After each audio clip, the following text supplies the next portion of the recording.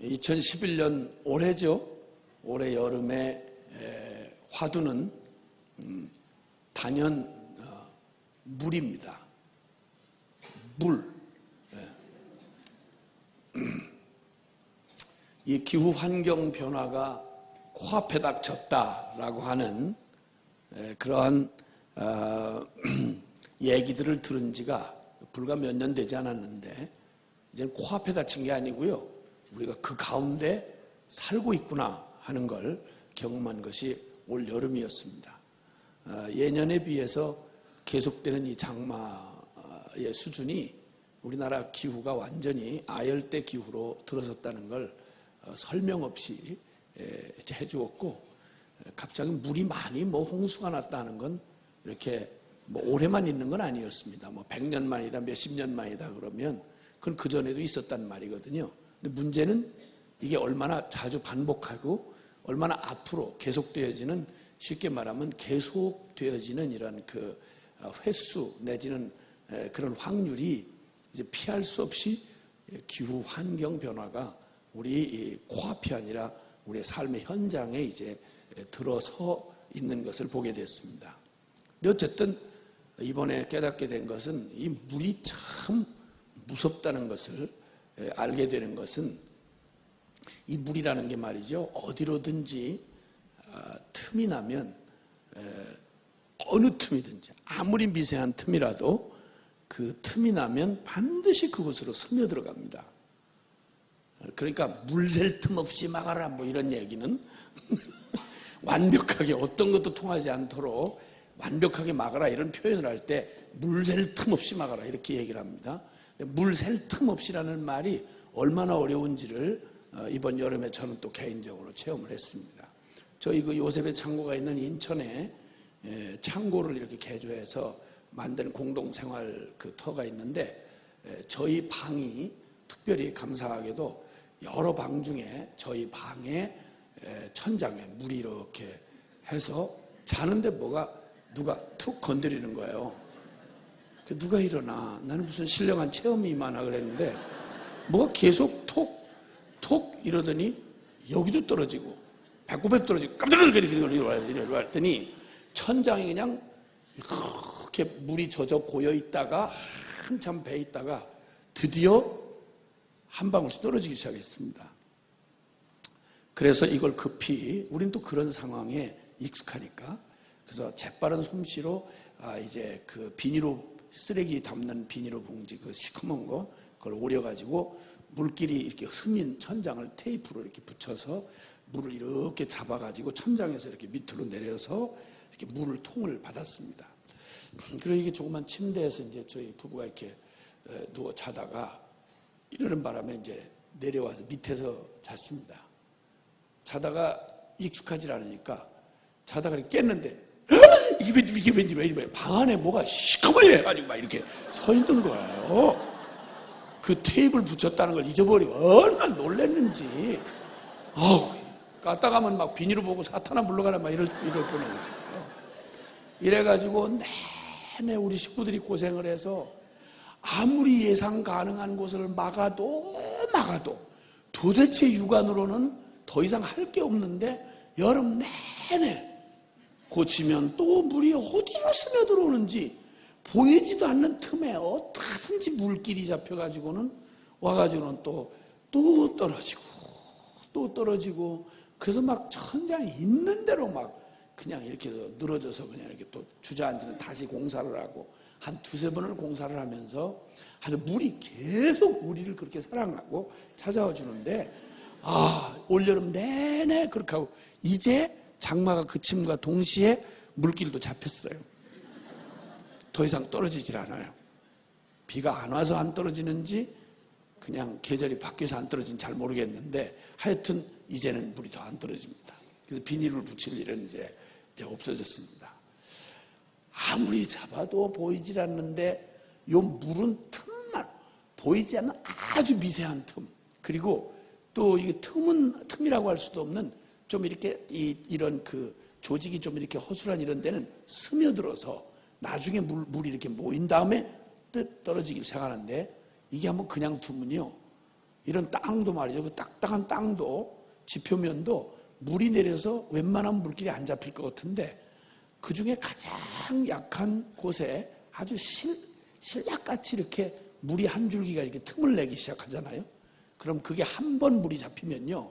계속 물이 그 다음에 또 따라오고 또 따라오고 또 따라오고 이렇게 나중에는 도대체 이게 물길이 될 거라고 생각지도 못했던 게 그냥 크게 움푹 팽겨져 나간 물길이 잡히는 것입니다. 그래서 이번 우면산 사건도 서울의 우면산 사건도 그게 평소에 그러리라고 누가 생각했겠습니까? 그러나 이게 물이 오다가 비가 오다가 살금살금 물길이 잡히다가 이게 어느 순간 많은 양의 비가 오니까 이 잡혀진 물길과 함께 물이 스미면서 그냥 왕창 떨어져요. 이렇게 물은 참 그냥 경계심을 크게 안 가질 만큼 부드럽고 유연한 것 같은데 이게 한번 어디든지 작은 틈만 나면 물길을 내고 그 물길이 잡히면 엄청난 위력을 발휘하는 겁니다. 그러니까 물처럼 흐른다 이런 말은 부드럽지만 무서운 겁니다. 만약에 물처럼 흐른다 이게 그냥 예사롭게 볼 일이 아닙니다. 그저 몽골 같은 나라에는 아주 끝이 없는 지평선이 보이는 끝없는 평원이 그냥 그렇게 펼쳐져 있습니다. 끝없이 막. 그러니까 말을 잘 타, 그 사람들이. 말 달리기가 너무 좋은 그런 평원이 펼쳐져 있습니다. 그런데 그거는 평평하다 보니까 물은 높은 데서 낮은 데로 흐르는 속성이 있는데 이게 평평하니까 그런 데는 그 물이 이렇게 내려서 계속 내리면 이게 어딘가로 흘러야 되는데 그럼 그 중에 가장 약한 부분을 살짝 이렇게 실처럼 잡기를 시작하면 이게 점점 하는데 이게 빨리 흐르면 빨리 지나가 버리고 마는데 평평하니까 약한 지표면을 따라서 이렇게 흐르다가 물길이 잡히고 그럼 있는 대로 막 물고 막 돌아서 그냥 전혀 바쁜 일이 하나도 없이 그냥 룰루랄라 해가면서 막 왔다가 이리 돌다가 저리 돌다가 막 한참 돌아서 막 세월아 내월아 이렇게 흘러가는 강줄기를 볼 수가 있습니다. 그걸 노마드라고 그러는데요. 노마드. 그래서 막 이렇게 전혀 급하게 갈 일이 없이 흐르는데 그럴 때는 급하진 않지만 이게 둘러 흐르는 동안에 그 넓고 넓은 평원을 충분하게 물이 곳곳을 적시면서 그 들판을 다 살려내는 거예요. 물은 급히 갈 때도 위력이 있지만 겉으로 별로 위험해 보이지 않는 참 완만하게 돌고 도는 길에도 그냥 충분하게 땅을 적셔내는 위력이 있습니다. 아주 부드럽고 유연한 물길이 돼서 두루 감싸며 흐르는 이 노마드길 같은 거. 그러다가도 갑자기 같은 이 똑같이 부드럽고 유연한 물이 계곡과 절벽을 만나면 그럼 그냥 막 상상도 할 수 없는 폭포의 위력으로 드러나는 겁니다. 참 그렇고 보면 물이야말로 강하고 풍성하다 하는 것을 우리가 깨달을 수가 있습니다.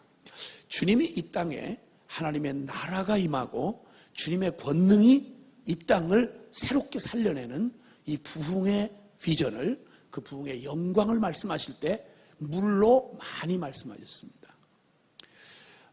에스겔이라고 하는 선지자는 가장 절망적일 때 이스라엘은 나라가 역사에서 사라져버리고 그들의 고국이 이제는 아예 그냥 개념이 없이 그냥 성전이고 이스라엘 옛날 살던 터고 완전히 이제 모든 게 다 사라져 끝나버린 그때 멀리 이국 땅에 그냥 혈통만 이어받은 그냥 옛날 과거 속에만 존재하는 그런 포로 출신의 바벨론 포로 출신의 선지자였습니다. 이스라엘 옛날 성경책 속에서 남아있고 그리고 화려했던 과거의 다윗의 왕국 그것은 우리가 지금 옛날 얘기 이순신 장군 얘기를 듣거나 고구려 얘기 듣는 것만큼이나 그들에게는 전혀 실감이 날 수 없는 역사 속에 지나간 얘기였습니다. 지금은 그저 한 소수민족이 되어서 바벨론 저 변방에 처박힌 채로 그저 그 화려한 이름이 오히려 거치장스러울 만큼 초라하고 비참하게 깨진 그런 포로민이 되어 있었습니다. 근데 그때 주님이 이 절망스러운 때에 하나님의 선지자로 부름을 입은 에스겔에게 주님이 환상을 보여주시는데 에스겔 그 해골 골짜기를 보여주셨습니다. 주의 영이 그를 이끌어서 그 마른 뼈들이 막 뒹구는 물기가 바싹 마른, 그래서 성경에 이 저주받은 땅, 생명이 없는 땅, 그래서 소망 없는 땅을 주로 그 유대 환경에 살던 사람들에게는 그때 고대 시대에 그럴 때에는 그 저주받은 생명이 떠난 이런 것들을 보통은 마른 땅 내지는 광야, 이런 척박한 그런 땅으로 자연 그 지형지물로 이렇게 표현한 경우가 많습니다. 그리고 아주 풍족하고 생명이 풍성하고 넉넉한 이런 걸 표현할 때 물된 동산 같다 이렇게 표현을 합니다. 근데 이 그 에스겔이 본 해골 골짜기는 뼈가 바싹 말랐습니다. 그냥 여기저기 누가 누구 뼈인지도 모르는데 뼈들이 서로 뒤엉켜져 가지고 그냥 그냥 먼지와 함께 물기가 사라진 너무 오래된 사망의 골짜기에 그냥 마른 뼈다귀들을 보여주시는데 더 설명할 것 없이 그것은 자신들의 꼬라지였습니다.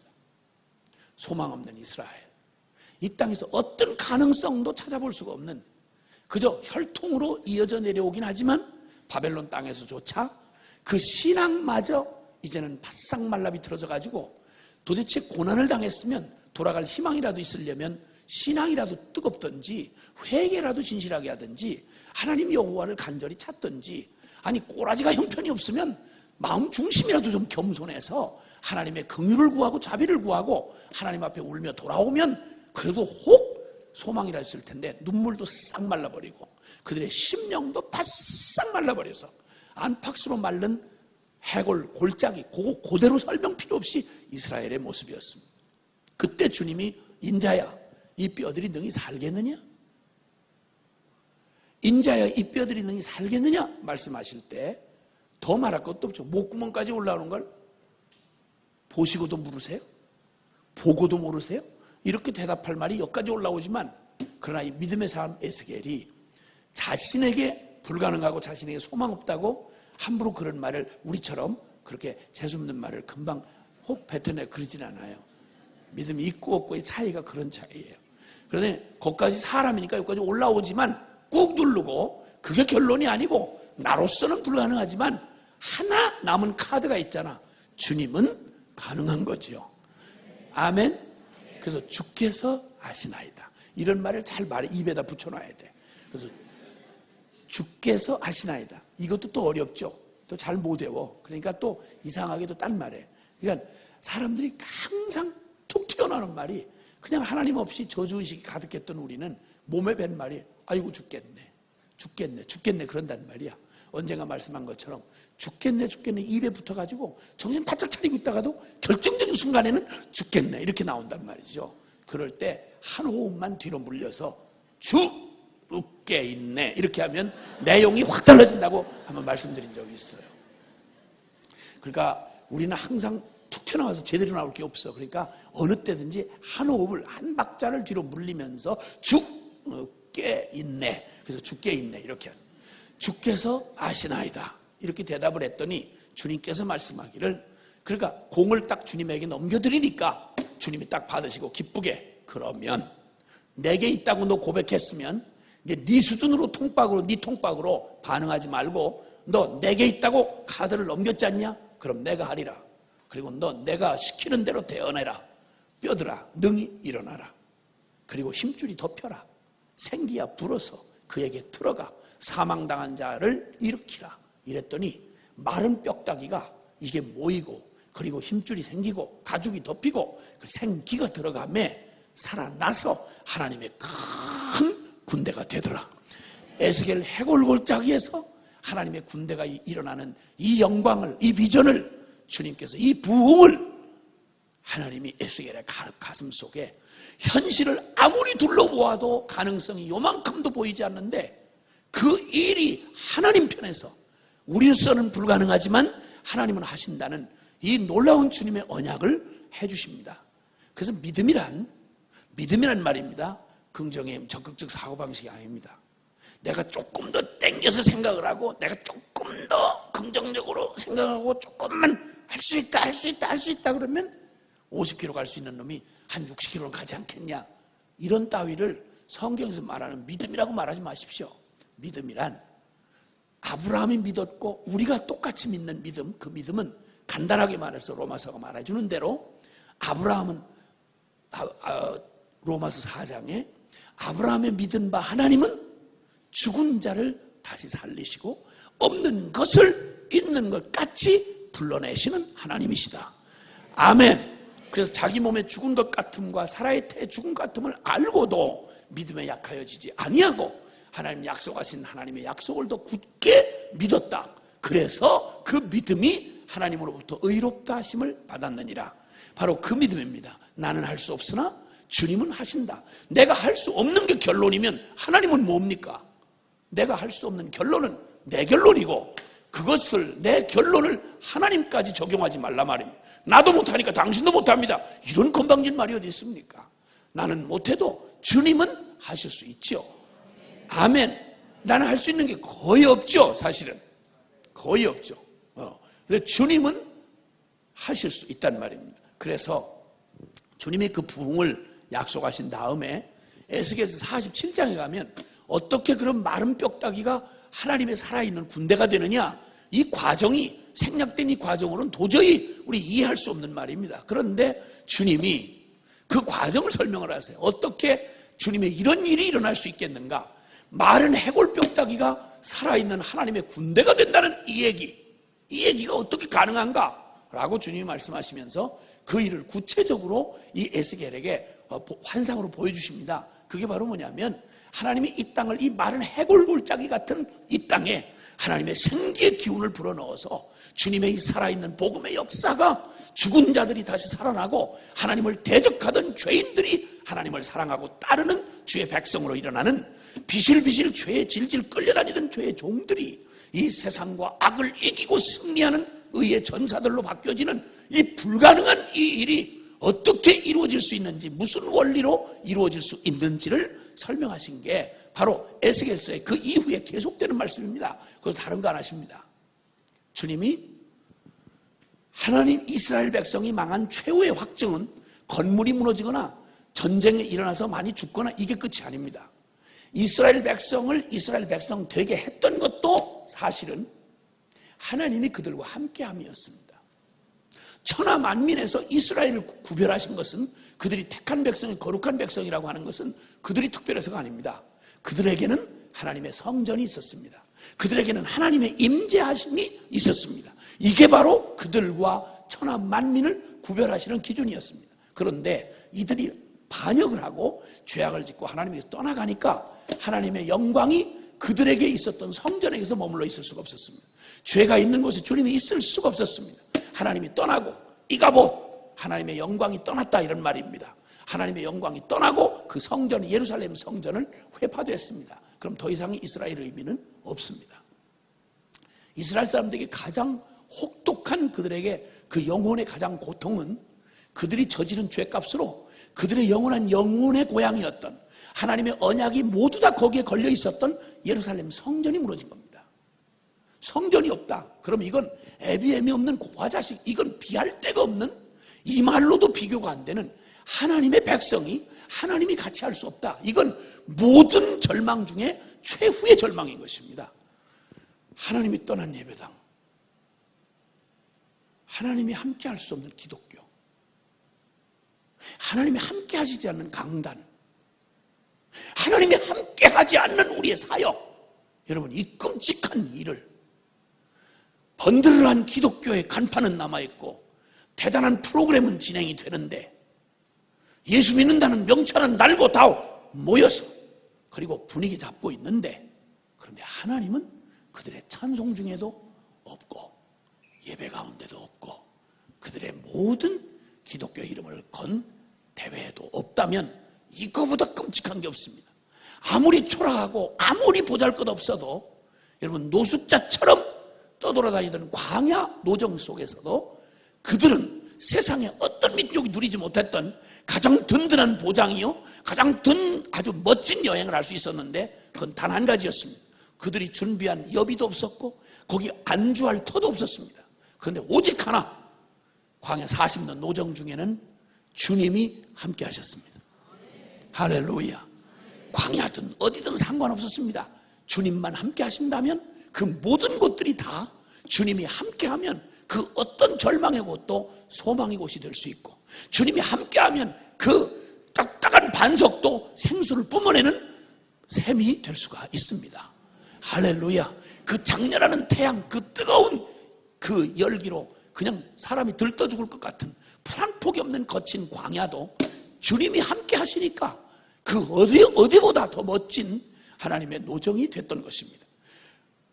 구름기둥과 불기둥이 그들과 함께 했고, 그들을 장막칠 곳에 앞서 인도하시며 매일 쏟아지는 만나를 먹게 하시고 생수를 먹게 하심으로 여호와 나의 목자시니 부족함이 없다.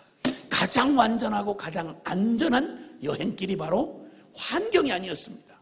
고속도로 뚫린 길이 아니라 광야 거친 길이었지만 주님이 친히 인도자 되시고, 주님이 친히 보호자가 되시고, 주님이 친히 공급자가 되시니까 주님과 함께 가는 길이 가장 완전한 길이었습니다.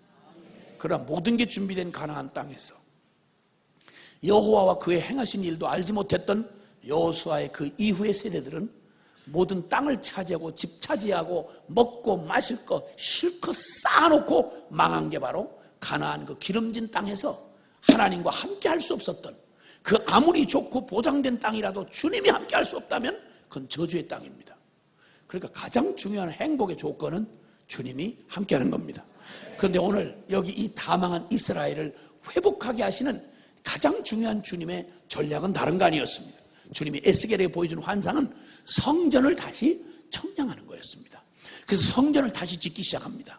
그들의 죄악으로 그들이 무너뜨렸던 하나님의 성전, 그래서 주님이 떠나가실 수밖에 없던 그곳에 이스라엘의 회복은 국력을 신장한다거나 국방력을 키운다거나 핵무기를 만든다거나 이렇게 되는 게 아니라 하나님의 백성을 회복하시는 가장 중요한 건 다시 복음 앞에, 다시 복음 앞에, 호세아서 6장 1절에 있는 말씀처럼 오라 우리가 여호와께로 돌아가자, 오라 우리가 여호와께로 돌아가자, 다시 복음 앞으로 가자. 이게 유일한 살 길이었습니다. 성경 하나님을 떠난 인류 역사에 어느 때 어떤 처지와 형편에 있을 때든 그 깊이가, 절망의 깊이가 얼마나 깊으냐 상관없이, 얼마나 멀리 떠나느냐 상관없이, 얼마나 혼돈 가운데 있느냐 상관없이, 어느 때든 동서남북 어디에 있는 죄인에게도 인류가 회복하는 유일한 대안, 성경이 말하는 유일한 복음은 여호와께로 돌아가자. Return to the gospel. 다시 복음 앞에 가자. 다시 복음으로 돌아가자. 이것이 유일한 대안이었습니다. 근데 에스겔에게 보여주신 이스라엘의 회복의 환상도 그와 같았습니다. 그래서 에스겔에게 보여주시면 성전을 다 그들이 무너지고 더럽혔던 성전을 다시 하나님의 원래의 계획대로 정확하게 진리의 다림줄로 정확하게 척수를 정확하게 하나님이 말씀하신 진리대로 성전이 원래의 모습을 다 하고 갖춰지고, 완벽하게 성전의 모든 기구가 다 갖춰지고 성전이 완성되었을 때 이걸로 끝이 아닙니다. 성전이 주님의 진리대로 무너졌던 것, 어그러졌던 것이 다시 세워지고 난 다음에 드디어 여호와께서 그 성전 동쪽 문으로 들어가시니라. 할렐루야.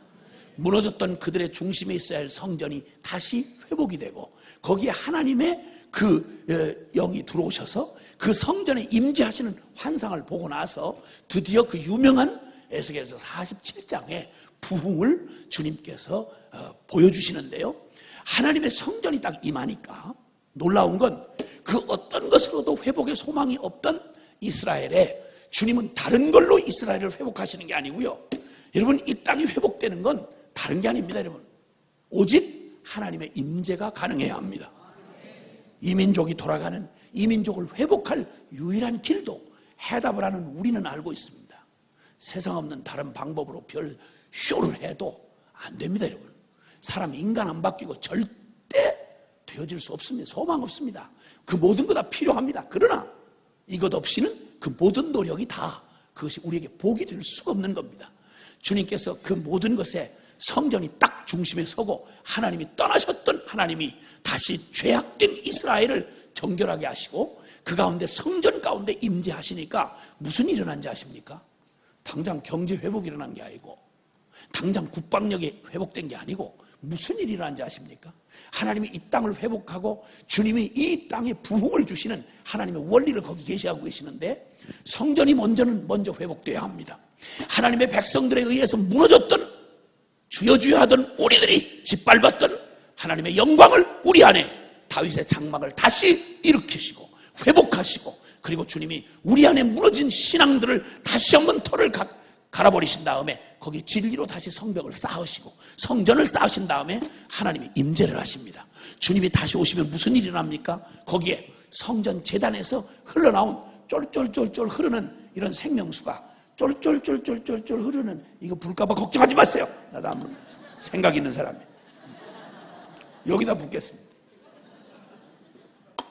성전 제단에서 흘러나온 생명수가 졸졸졸졸 그 동양한 문으로 이렇게 나오더니 흘러서 그 성을 돌더니 그리고 흘러가는데 도대체 이게 무슨 일이 일어나는가 알 수가 없었습니다. 여러분 성전 안에서 하나님이 임재하시고 성전 이 제단에서 흘러나온 조그마한 물줄기 여기 지금 물 얘기하는 겁니다. 이 조그마한 물줄기 보이는데 조그마한 물줄기입니다. 기억하십시오 여러분. 물은 참 작아 보이는 실개천같이 이렇게 흐르다가도 이게 때가 되면 말이죠. 이게 물길을 만들고 물길을 만든 다음에 때가 차버리면 이게 어마어마한 큰 강으로 막 변해버리는 겁니다. 여기 주님께서 성전 문지방에서 흘러나온 쫄쫄쫄쫄 흘러나온 물을 주님이 에스겔에게 너 1,000척 그러면 다 해봐야 400~500m밖에 안 됩니다. 1,000척을 걸어서 간 다음에 거기를 깊이를 재봐라. 세상에 쫄쫄쫄쫄 흐르던 물이 400~500m 이렇게 순종해서 믿음으로 걸어가서 보니까 이게 웬일이야? 이건 사람으로부터 하지 않았단 말이에요. 이건 하나님의 초월적인 능력으로 했다는 말입니다. 상상을 할 수가 없는데 내 가슴에서 조그맣게 여기 성전 사문 내 심령 안에서 주님을 다시 모시고 나니까 복음이 실제가 되니까 십자가가 실제가 되니까 주님이 나의 왕인 내 마음의 왕자에 오시니까 자그마한 내 심령 안에서 일어난 작은 일인데 여기서 쫄쫄쫄 흘러나온 생명수의 강이 무슨 일을 이룰까 싶었는데 이게 흘러가다가 재보니까 발목을 잠그고 또 1,000척을 청량하니까 와우! 무릎을 잠기고 허리를 잠기고 그리고는 막 완전히 헤엄을 칠 수밖에 없는 엄청난 강물이 되어 흐르기를 시작하는데 막 어마어마한 도도한 강물이 되어 흘러나가는데 온 땅이 그 강 좌우편이 죽었던 나무들이 살아나고 거기 달마다 새로운 실과들이 맺혀나며 그리고 그냥 막 생명이 용선치면서 거기서 막 일어나는데 이 강줄기가 점점 넓어지더니 바다로 향하여 흘러들어가니 그 죽었던 바다가 다 소성케 되더라. 생명이 충만하게 돋아올라오더라. 할렐루야. 이 온 세상에 하나님의 나라가 임하고 하나님 나라의 부흥과 선교 완성 도대체 이 일이 어떻게 어떤 어마어마한 에너지와 어떤 어마어마한 동력으로 이게 가능한가? 우리의 생각하고 아이디어는 도저히 불가능합니다. 그런데 놀라운 건 주님의 원리는 우리가 보는 그렇게 신바람 나는 물량적인 이런 게 아니라 정말 놀랍게도 주님의 그 부흥을 에스겔에게 보여준 부흥은 다른 게 아니었습니다. 성전 회복이었습니다. 성전을 딱 회복시켜 놓더니 거기서 흘러나온 생수의 강이 이 강줄기가 흘러 실개천처럼 흐르던 그것이 갑자기 늘어나서 강폭을 이루고 그리고 그것이 온 땅을 살려내며 바다도 소송케 되는 이 엄청난 영광, 이것이 작은 성전 안에서 일어난 일이 아니라 온 열방이 살아나는 하나님의 완전한 비밀이요 계획인 것을 보여주셨습니다.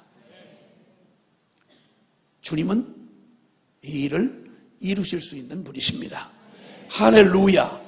자, 그러고 보니 주님께서 이 부흥을, 이 엄청난 이 물과 같이 흐르는 하나님의 이 능력이, 하나님의 부흥의 역사가 물처럼 흐릅니다. 그래서 우리 각자의 실개천 같은 내 심령 안에서 일어난 진정한 다시 복음 앞에 돌아가고 내가 회개하고 주님이 전부가 된 십자가가 실제가 내 가슴에 작게 생겨난 샘물 같은 이 실개천 같은 이것이 여러분 그 한 강이 이루어지기까지 우리는 강만 보지만 이것이 모든 산 줄기마다 작은 샘물에서 혹은 그 골짜기를 따라 실개천처럼 흘러든 것이 그들이 계곡을 지나고 다 굽이친 길들을 돌아서 오다가 여울목에서 만나지면 서로 모르는데 같이 모여다가 여울목에서 막 소용돌이가 일어나면서 강줄기를 이루기 시작하더니 저 밑에 가면 저항할 수 없는 커다란 강이 돼서 그냥 온 땅을 적시며 내려갑니다.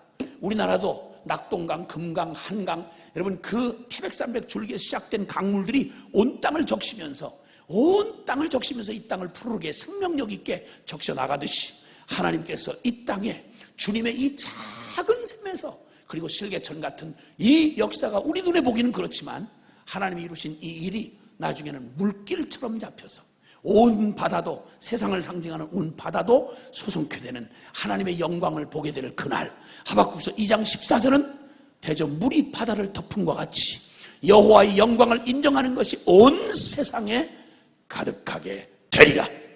할렐루야. 여러분 이 영광을 한번 꿈꾸며 한번 그려보시라 이 말입니다. 에스겔에게 환상을 보여주니까 나한테도 개인적으로 한번 보여주세요 이러지 말고, 한 사람이 봐서 여기 기록을 여기다 썼을 때는 똑같은 걸 계속 또 보여주고 그러면 또 해석하는데 문제가 생기잖아. 그러니까 에스겔한테, 정신 똑바로 차린 에스겔한테 여기다 한번 보여주고 그 다음에 너희는 성경을 읽어라 이 말입니다. 환상 보여달라고 그러지 말고 성경을 읽어라 이 말입니다. 이 속에다 환상도 있고 능력도 있고 초자연적인 능력 다 있으니까 제발 그러지 말고, 누가 봤다고 여기 보여주시고 주님이 증거해서 보여주시면 딴소리 하지 말고 믿으라 말이에요. 그리고 그 놀랍게 본 이 환상을 주님께서 우리에게 보여주신, 내게 주시는 말씀이다 이 말이에요. 이렇게 주님의 말씀이, 이 말씀 우리가 볼 때 굉장히 소망이 생겨납니다. 와, 하나님의 부흥은 이렇게 오는구나. 주님의 이 영광스러운 복음의 이 영광과 능력과 축복은 온 땅에 그렇게 임할 수 있구나. 참 옆에서 제일 우리 믿음을 자꾸 허무는 건 우리 가족들이잖아요. 그렇죠? 능력이, 주님의 그 영광을 온 세계가 이제는 거꾸로 돼가지고 열방이 주께로 돌아오는 걸 믿을 수가 있어. 왜냐하면 직접 내게 단 얘기는 아니니까. 근데 정말 우리의 믿음을 허무는 건 열방의 부흥이 아니라 그 지독하게 안 변하는 그놈의 새끼, 그거 옆에 같이 사는 그 골 때리는 신랑 그놈 진짜 안 변하는, 무슨 돌이 그런 돌이 있어요. 무슨 금강석이 그런 금강석이 있겠어. 너무나 조롱하고 비웃고 기도를 하고 복음의 능력을 확신하는데 그 능력을 가장 옆에서 허무는 건 그놈이야. 거기다 우리 또 자식들, 진짜 누굴 닮아 그래. 뭘 누굴 닮아? 저 닮아서 그렇지. 그렇게 속을 새기고 변할 것 같지 않고 세상 다 변해도 저놈은 안 변할 것 같은, 그냥 그 원수가 네 집안 식구가 왼술이라고 하신 말씀이 어쩜 그렇게 맞는지 몰라. 근데 이런 것이 우리의 믿음을 자꾸 허물고 흔들어대지만, 그래 여러분 기억하십시오. 그래서 나의 이 복음을 받고 내가 복음 앞에서 그 충격적인 감격과 함께 이 복음의 삶을 살아가겠다고 작은 내 몸부림이 이 작은 씨름에도 막 흔들리고 엎어지고 넘어지고 다시 일어나는 여러분의 믿음의 작은 실개천같이 보이는 여러분의 믿음의 행진, 여러분 믿음의 수고, 여러분 믿음의 이런 싸움이 이게 무슨 도움이 될까 싶은데 걱정하지 마십시오. 여러분, 하나님은 여러분 한 분의 하나님만이 아니고 온 땅에 있는 주님을 사랑하는 모든 이의 하나님이십니다. 이런 실개천들이 자기 분량만큼밖에는 흘러내려올 수가 없는데 어느덧 흘러내려오다 보니까 어느 여울목에 가서 만나는데 이게 뭐 사방에서 흘러나온 실개천들이 모이니까 이게 나중에는 이것도 작은 게 같이 모여놓으니까 어마어마한 거야 이게. 그리고 나중에 큰 강을 이루고 그리고 온 세상이 뒤집어지는 역사를 주님이 말씀하신 이 일은 내 하나를 통해서는 불가능해 보이는데 하나님이 이걸 이루게 한 걸 보니까 아하, 이건 작은 게 아니구나 라고 하는 걸 보게 되는 것입니다. 이 물같이 역사하시고 물같이 흐른다, 그리고 물같이 역사하신다, 하나님의 부흥이 물처럼 역사하시는 이 사실을 우리가 깨닫게 되면서 정말 마음에 와닿는 성경 구절 하나가 생각이 났습니다. 잠언서 21장을 한번 펼쳐주시죠. 잠언서 21장 1절. 신약에는 없어요. 구약 성경에 있는 잠언이니까 신약 잠언은 없어요. 이게 잠언 21장 찾으셨으면은 1절에 있는 말씀 찾으셨으면은 시작. 왕의 마음이 여호와의 손에 있음이 마치 본물과 같아서 그가 임의로 인도하시느니라. 아멘. 아멘. 아멘. 여러분 여기 이 말씀이 왕의 마음이 여호와의 손에 있음이 마치 본물과 같아서 그가 임의로 인도하시니라. 그러니까 주님이 물처럼 쓰는 사람이 있다는 거예요.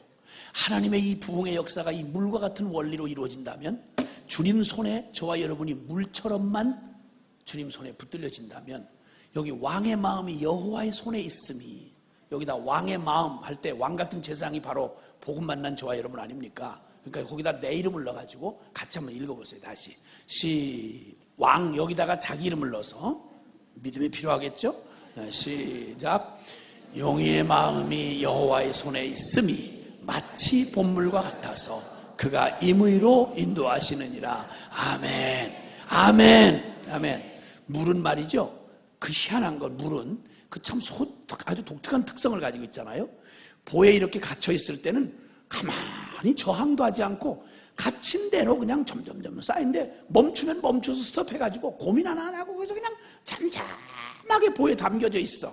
이게 무인가 싶은데, 이렇게 되다 보면 점점 보에 물이 잠기고 스톱해 있는 동안 그냥 스톱해 있는 게 아니야. 점점 수위가 차다가 때가 차서 수문을 딱 열어놓으면 그 수문으로 쏟아 내리는 물을, 그 골짜기를 딱 만들어 놓은 대로, 굽이치면 굽이치는 대로, 돌면 도는 대로, 고두면 고든 대로, 폭포면 폭포대로 그냥 그 물길을 따라서 어쩌면 그렇게, 그런데 여기 왕의 마음이, 나의 마음이 여호와의 손에 있음이 꼭 본물과 같아서 하나님이 마음대로 인도하시느니라.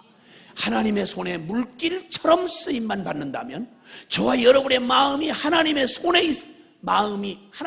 있어서 보의 물길을 따라 아무 저항 없이 둥그러면 둥그렇고 네모지면 네모진 그릇에 남겼다가 그냥 급하면 급한 대로, 돌면 도는 대로 이렇게 쓰여지도록 하나님의 손에 물길처럼만 잡혀 있다면, 하나님이 마음대로 여러분을 쓰셔서 온 땅에 이 물의 위력과 같이 하나님의 영광과 부흥이 오게 하는 하나님의 축복의 통로가 되게 하신다 이 말입니다.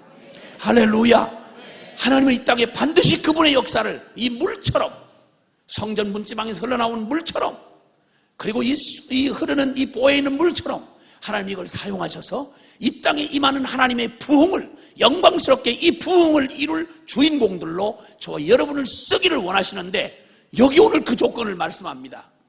내 마음이 만약에 여호와의 손에 있으니, 내 마음 전부가 여호와의 손에 있어서 마치 본물과 같아서 임의로 하나님이 인도하시는, 물길을 따라 흐르는 물처럼 내 마음이 주의 손에 있어서 하나님이 내 마음을 마음대로 쓸 수 있다면, 주님이 멈추라면 멈추고, 주님이 담아놓는 그릇 따라서 네모지든 세모지든 길든 상관없이 하나님 어디에 두시든 주님이 함께 가자면 그저 함께 가는, 어디든지 임의로 인도하실 수 있는 길이 되면, 하나님이 성전 문지방에서 나온 물길같이 저와 여러분을 사용하셔서 온 땅을 살려내고 부욕케 하시는 하나님의 영광을 이루게 되어진다 이 말입니다.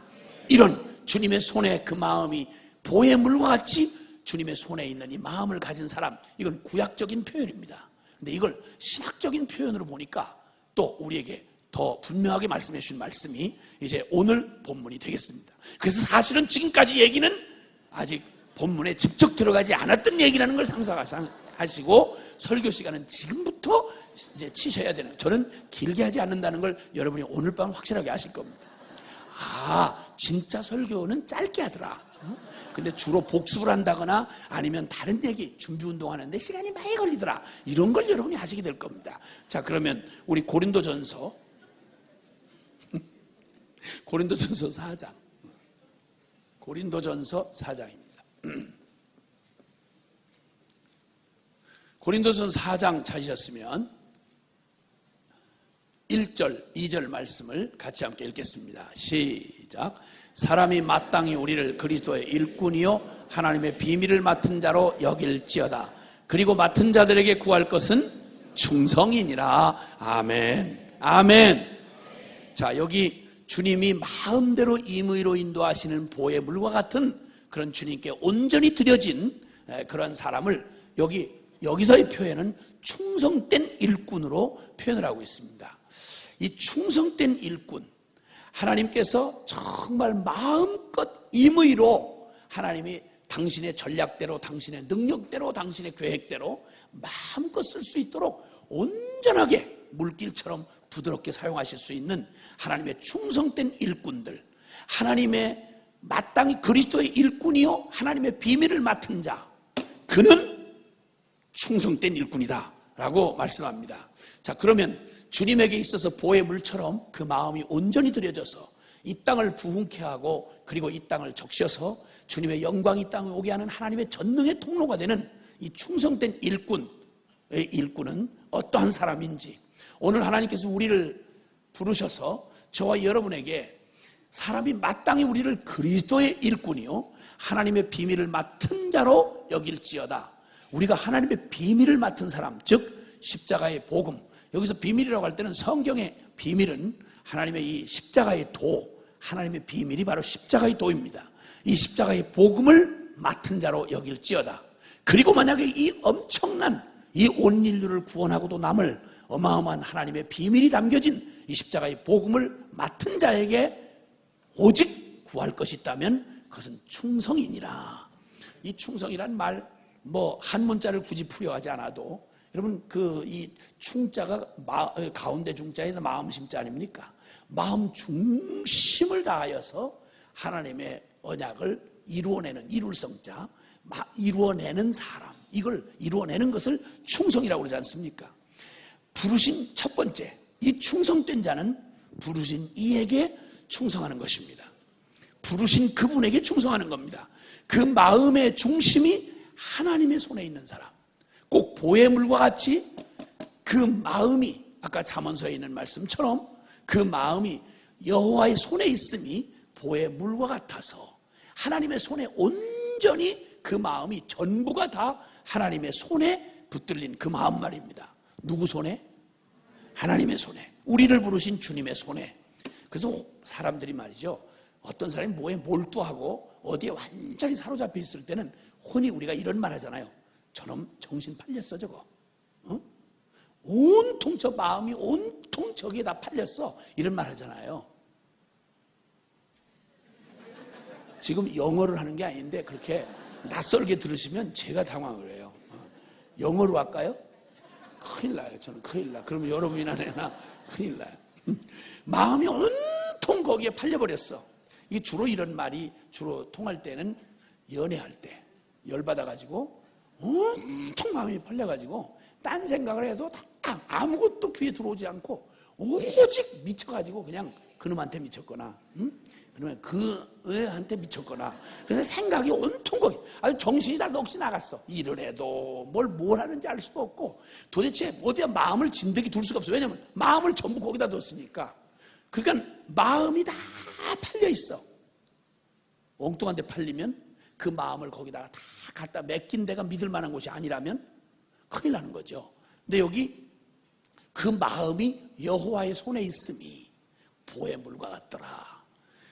이 내 보물인 곳에 내 마음이 있다고 말씀하셨던 주님은 우리의 마음이, 내가 내 마음을 온통 갖다 놓은 거기가 사실은 그게 다 납니다. 거기 내가 있는 곳이죠. 이래서 이 마음은 엉뚱한 데 가 있는데, 다른 내가 추구하는 다른 것에 가 있는데 주님의 이름을 부르고, 마음이 없이 주님을 부르고, 마음이 없이 복음을 논하고, 마음이 없이 주의 일을 한다, 이러면 하나마나 그에게서는 어떤 일도 기대할 수가 없습니다. 제일 무서운 건 마음이 홀랑 거기다 미쳐버려서 마음이 그쪽에 가 있는 겁니다. 자, 그런데 주님이 쓰실 수 있는 사람, 마음이 온통 주님의 손에 가 있는 사람, 주님 손에 들려진 바로 그 사람을 통해서 하나님이 이 땅에 하나님의 부흥과 하나님의 영광을 드러내실 수가 있는 것입니다. 우리 갈라디아서 1장 10절에 보면, 갈라디아서 1장 10절에 보면 그런 말씀이 있습니다. 갈라디아서 1장 10절에 이런 말이 있어요. 갈라디아서 1장 10절에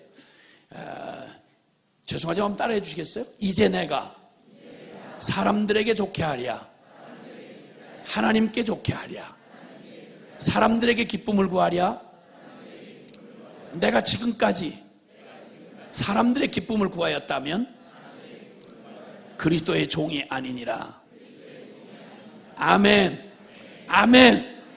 우리의 마음이 어디로 가 있는가, 내 마음을 어디에 팔았는가, 어디에 두고 있는가 라고 하는 것을 보는 것은 보면 여기 말합니다. 내가 사람을 기쁘게 하랴 하나님을 기쁘시게 하랴.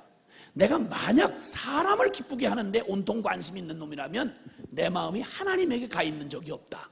입으로는 무슨 고백을 해도 내 마음은 온통 관심이 사람에게 가 있다 이 말입니다. 사람들의 평판, 나에 대한 사람들의 그런 이 판단, 그리고 나에 대한 사람들의 여론, 그래서 사람들이 나를 좋아하나 좋아하지 않나, 인기 있나 없나, 온통 두려워하는 게 사람이고 온통 관심이 사람에게 있어. 그러니까 말은 주의 종이라고 하고 복음을 산다고 말하면서도 여전히 복음을 사는 이 결론을 가졌다고 말하면서도 마음은 온통 눈치를, 누구 눈치를 보는 거 아니? 사람 눈치를 보는 거야.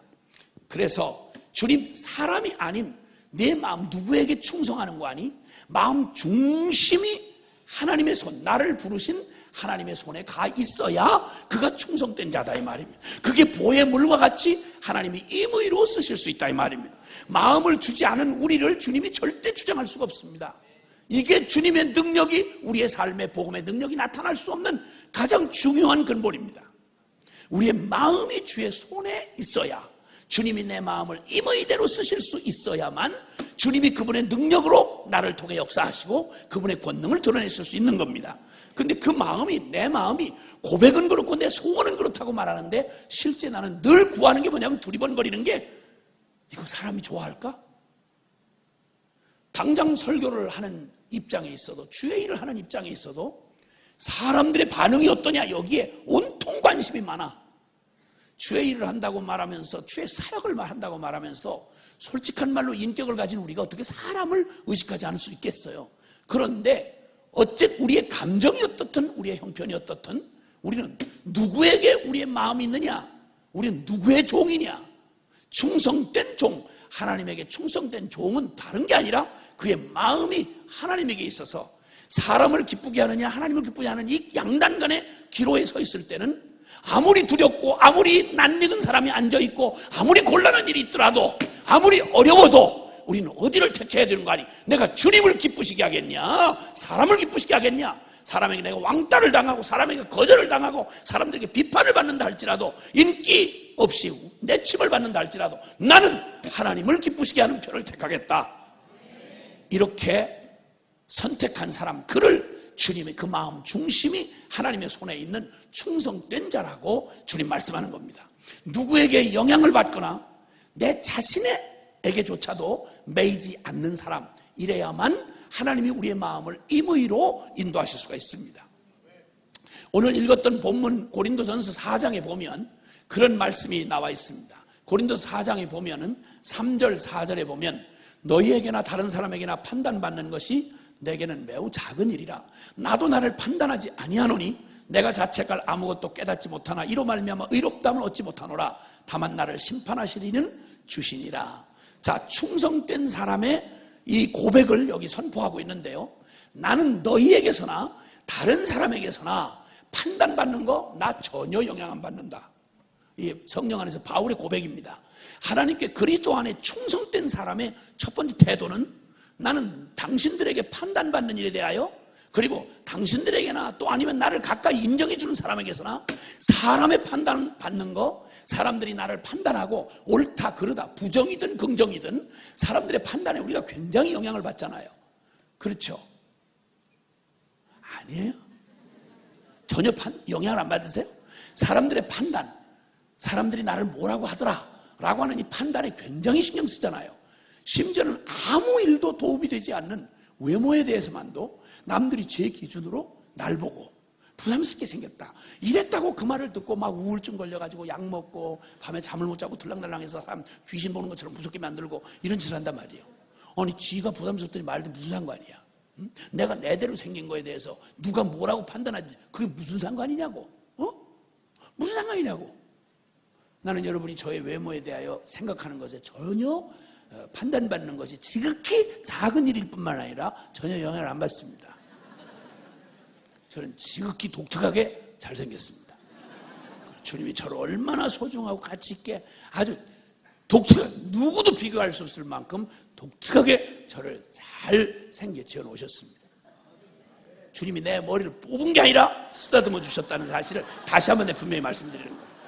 어떤 사람들은 내가 뭐 잘못해서 주님이 머리를 뜯어놓은 것처럼 이렇게 생각하지만 그건 오해. 여러분 뭐라고 판단하든지 생각하든지 난 전혀 지장 안 받는다 이겁니다.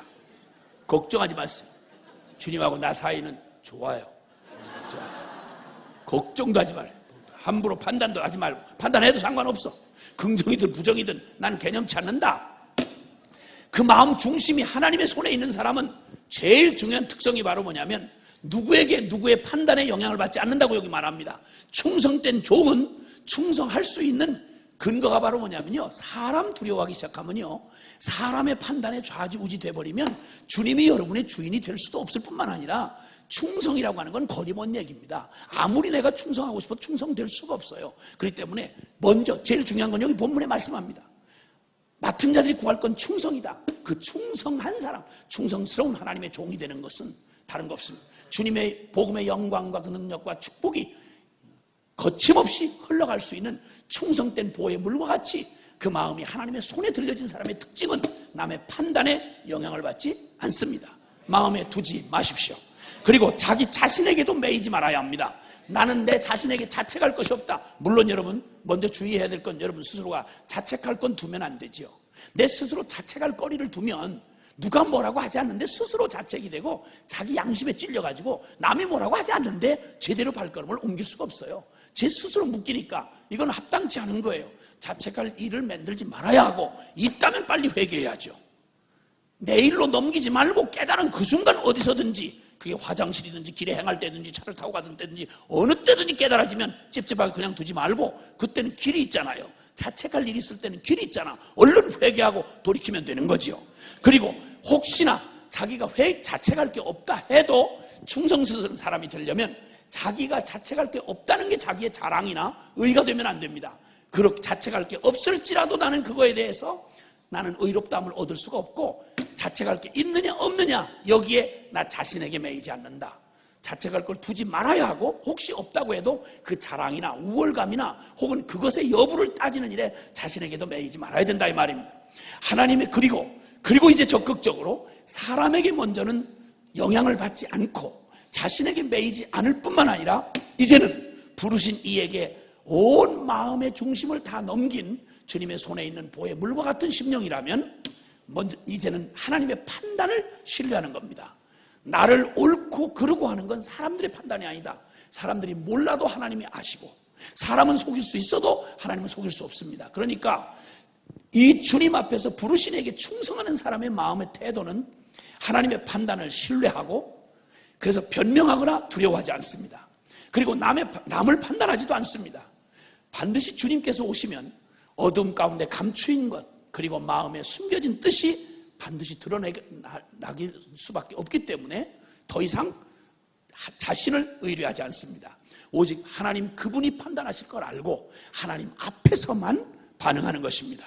그리고 오해나 거짓은 그걸 굳이 변명하거나 그리고 그걸 밝히려고 애쓰지 마십시오.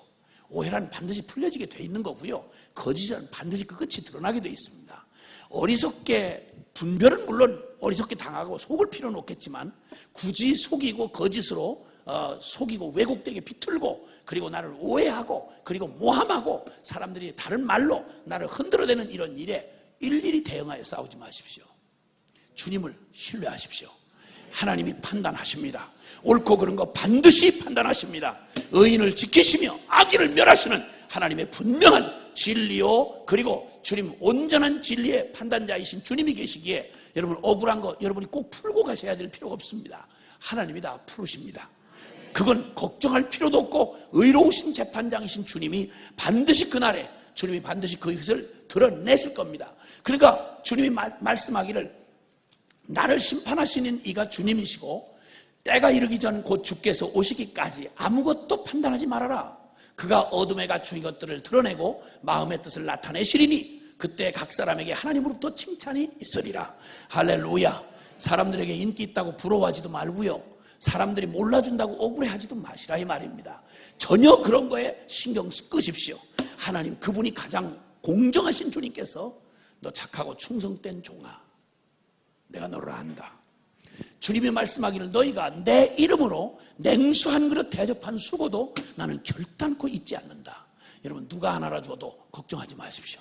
주님은 냉수하는 것 갖다 대접한 것도 주님이 반드시 기억하신다고 말합니다. 마지막 마태복음 25장에 보면 마지막 날에 주님이 양과 염소를 구분해내실 때 사람들이 너 내 즐거움, 네가 나 굶주릴 때 내가 먹을 걸 주었고, 내가 옥에 갇혔을 때 네가 찾아와 주었고, 내가 외로울 때 네가 나를 위로해 주었다. 주여 언제 그랬습니까? 자기도 기억을 못해. 그런데 주님이 기억하시고 너 작은 소자에게, 너 작은 소자 하나에게 한 것이 곧 내게 대하여 한 것이다. 주님이 받으신 것과 똑같이 기억하시고, 주님이 받으신 것과 똑같이 고맙게 여기시고, 그리고 반드시 주님께서 그 놀라운 상급을 하나도 물 한 그릇 대접한 것도, 소자에게 지극히 작게 한 그 일도 나는 결단코 그 상을 너에게 잃지 않게 하실 거다. 반드시 판단하시고 상 주시고 그리고 격려해 주실 거라고 말씀합니다. 그러면 충분한 겁니다. 그리고 또 그는 뿐만 아니라 하나님의 판단을 신뢰하기 때문에 누구나 변명하거나 남과 입씨름을 해서 나의 억울함을 해결해내려고 한다거나 그걸 이기고 지려고 막 시비를 걸려고 하지 아니하고 엉뚱한데 자신의 마음을 뺏기지 않습니다. 여러분, 이런 일에 날마다 옳고 그런 거 시비하고 나 억울하고 분하다고 날마다 그거 밝힌다고 쫓아다니고 이런 사람은 하나님이 그의 마음을 주장할 수가 없습니다. 주님의 영광을 그의 삶을 통해 드러낼 수가 없어요. 그러니까 이런 쫀쫀한 사람한테 하나님이 일을 하실 수가 없어요. 우리의 마음이 하나님의 손에 있음이 보의 물과 같다. 주님이 이렇게 마음껏 쓰실 수 있는 보의 물과 같은 사람은 자신에 대해서 연연하지 않습니다.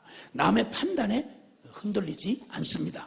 뿐만 아니라 오직 하나님의 판단을 신뢰하기 때문에 무슨 일을 만나도 굳이 그걸 변명하거나 그걸 굳이 억울함을 해소하고 끝까지 쫓아가서 그거 해결되기 전까지는 아무 일도 못하는, 자기 조금만 건드려지고 억울한 일 당했다고 그러면 막 거품을 물고 그냥 밤잠을 못 자고 막 우울증에 걸리고 막 약을 막 한 주먹씩 퍼먹고 난리를 쳐야 간신히 넘어가는 인간을 주님이 쓸 수가 없어요. 그런 건 날마다 좀 쓰려고 그러면 무슨 일에 걸려있고 뭐가 시험 걸려있고 누가 재수 없어서 그렇고, 너 번한 날이 언제냐 그러면 내가 너를 좀 쓸 수 있는 날은 언제냐, 언제 너는 좀 내가 쓸 수 있는 날이, 날짜를 아주 밝혀라. 한 달에 어느 날이냐? 한 달에 1일 날이냐? 하나님의 손에 보혜물과 같이 담겨진 충성스러운 하나님의 비밀을 맡은 사람들은 자기의 기분 여하의 컨디션에 따라서 그렇게 출근할 수 있고 출근 안 하고 이런 짓을 할 수가 없는 사람, 주가 어디로 이끌든지 어느 때에 부르시든지 주님에게 언제든지 그 마음이 보혜물과 같이 주님이 임의로 이끄실 수 있는 사람, 바로 그 사람은 바로 이렇게 사람에게서 영향받지 아니하고 제 자신에게도 매이지 않고 하나님의 판단을 신뢰하기 때문에 절대 변명하느라고 시간 낭비하거나 그리고 억울한 거 해결한다고 쫓아다니거나 자신을 지키려고 막 바들바들 떠는 이런 짓을 하지 않는단 말입니다. 그리고 그는 충성스럽다고 하는 그의 마음은 언제까지 사람들의 칭찬에 막 이 업적에 금방 일어난 일의 성과에 여기에 막 가다가 말고 사람들의 기준에 자기 자아도 취하고 그리고 사람들의 칭찬에 거기서 결론을 내는 사람이 아닙니다. 아무리 모든 사람이 뭐라고 말을 해도 이 충성스러운 사람은 하나님이 오케이 하실 때까지입니다. 사람들의 칭찬이나 평판이나 성과가 아니고 주님이 옳다고 하실 때까지입니다. 기준이 어딘고 하니 그의 마음의 어떤 성취감이나 사람들의 판단이 기준이 아니라 나를 부르신 하나님이 이제 됐어 할 때까지, 주님이 오케이 할 때까지, 야 너 그만큼이면 정말 순수하다, 야 너 그만큼이면 열심이야, 야 너 그만큼이면 대단한 거야, 이런 사람의 말에 절대 거기서 끝을 안 내.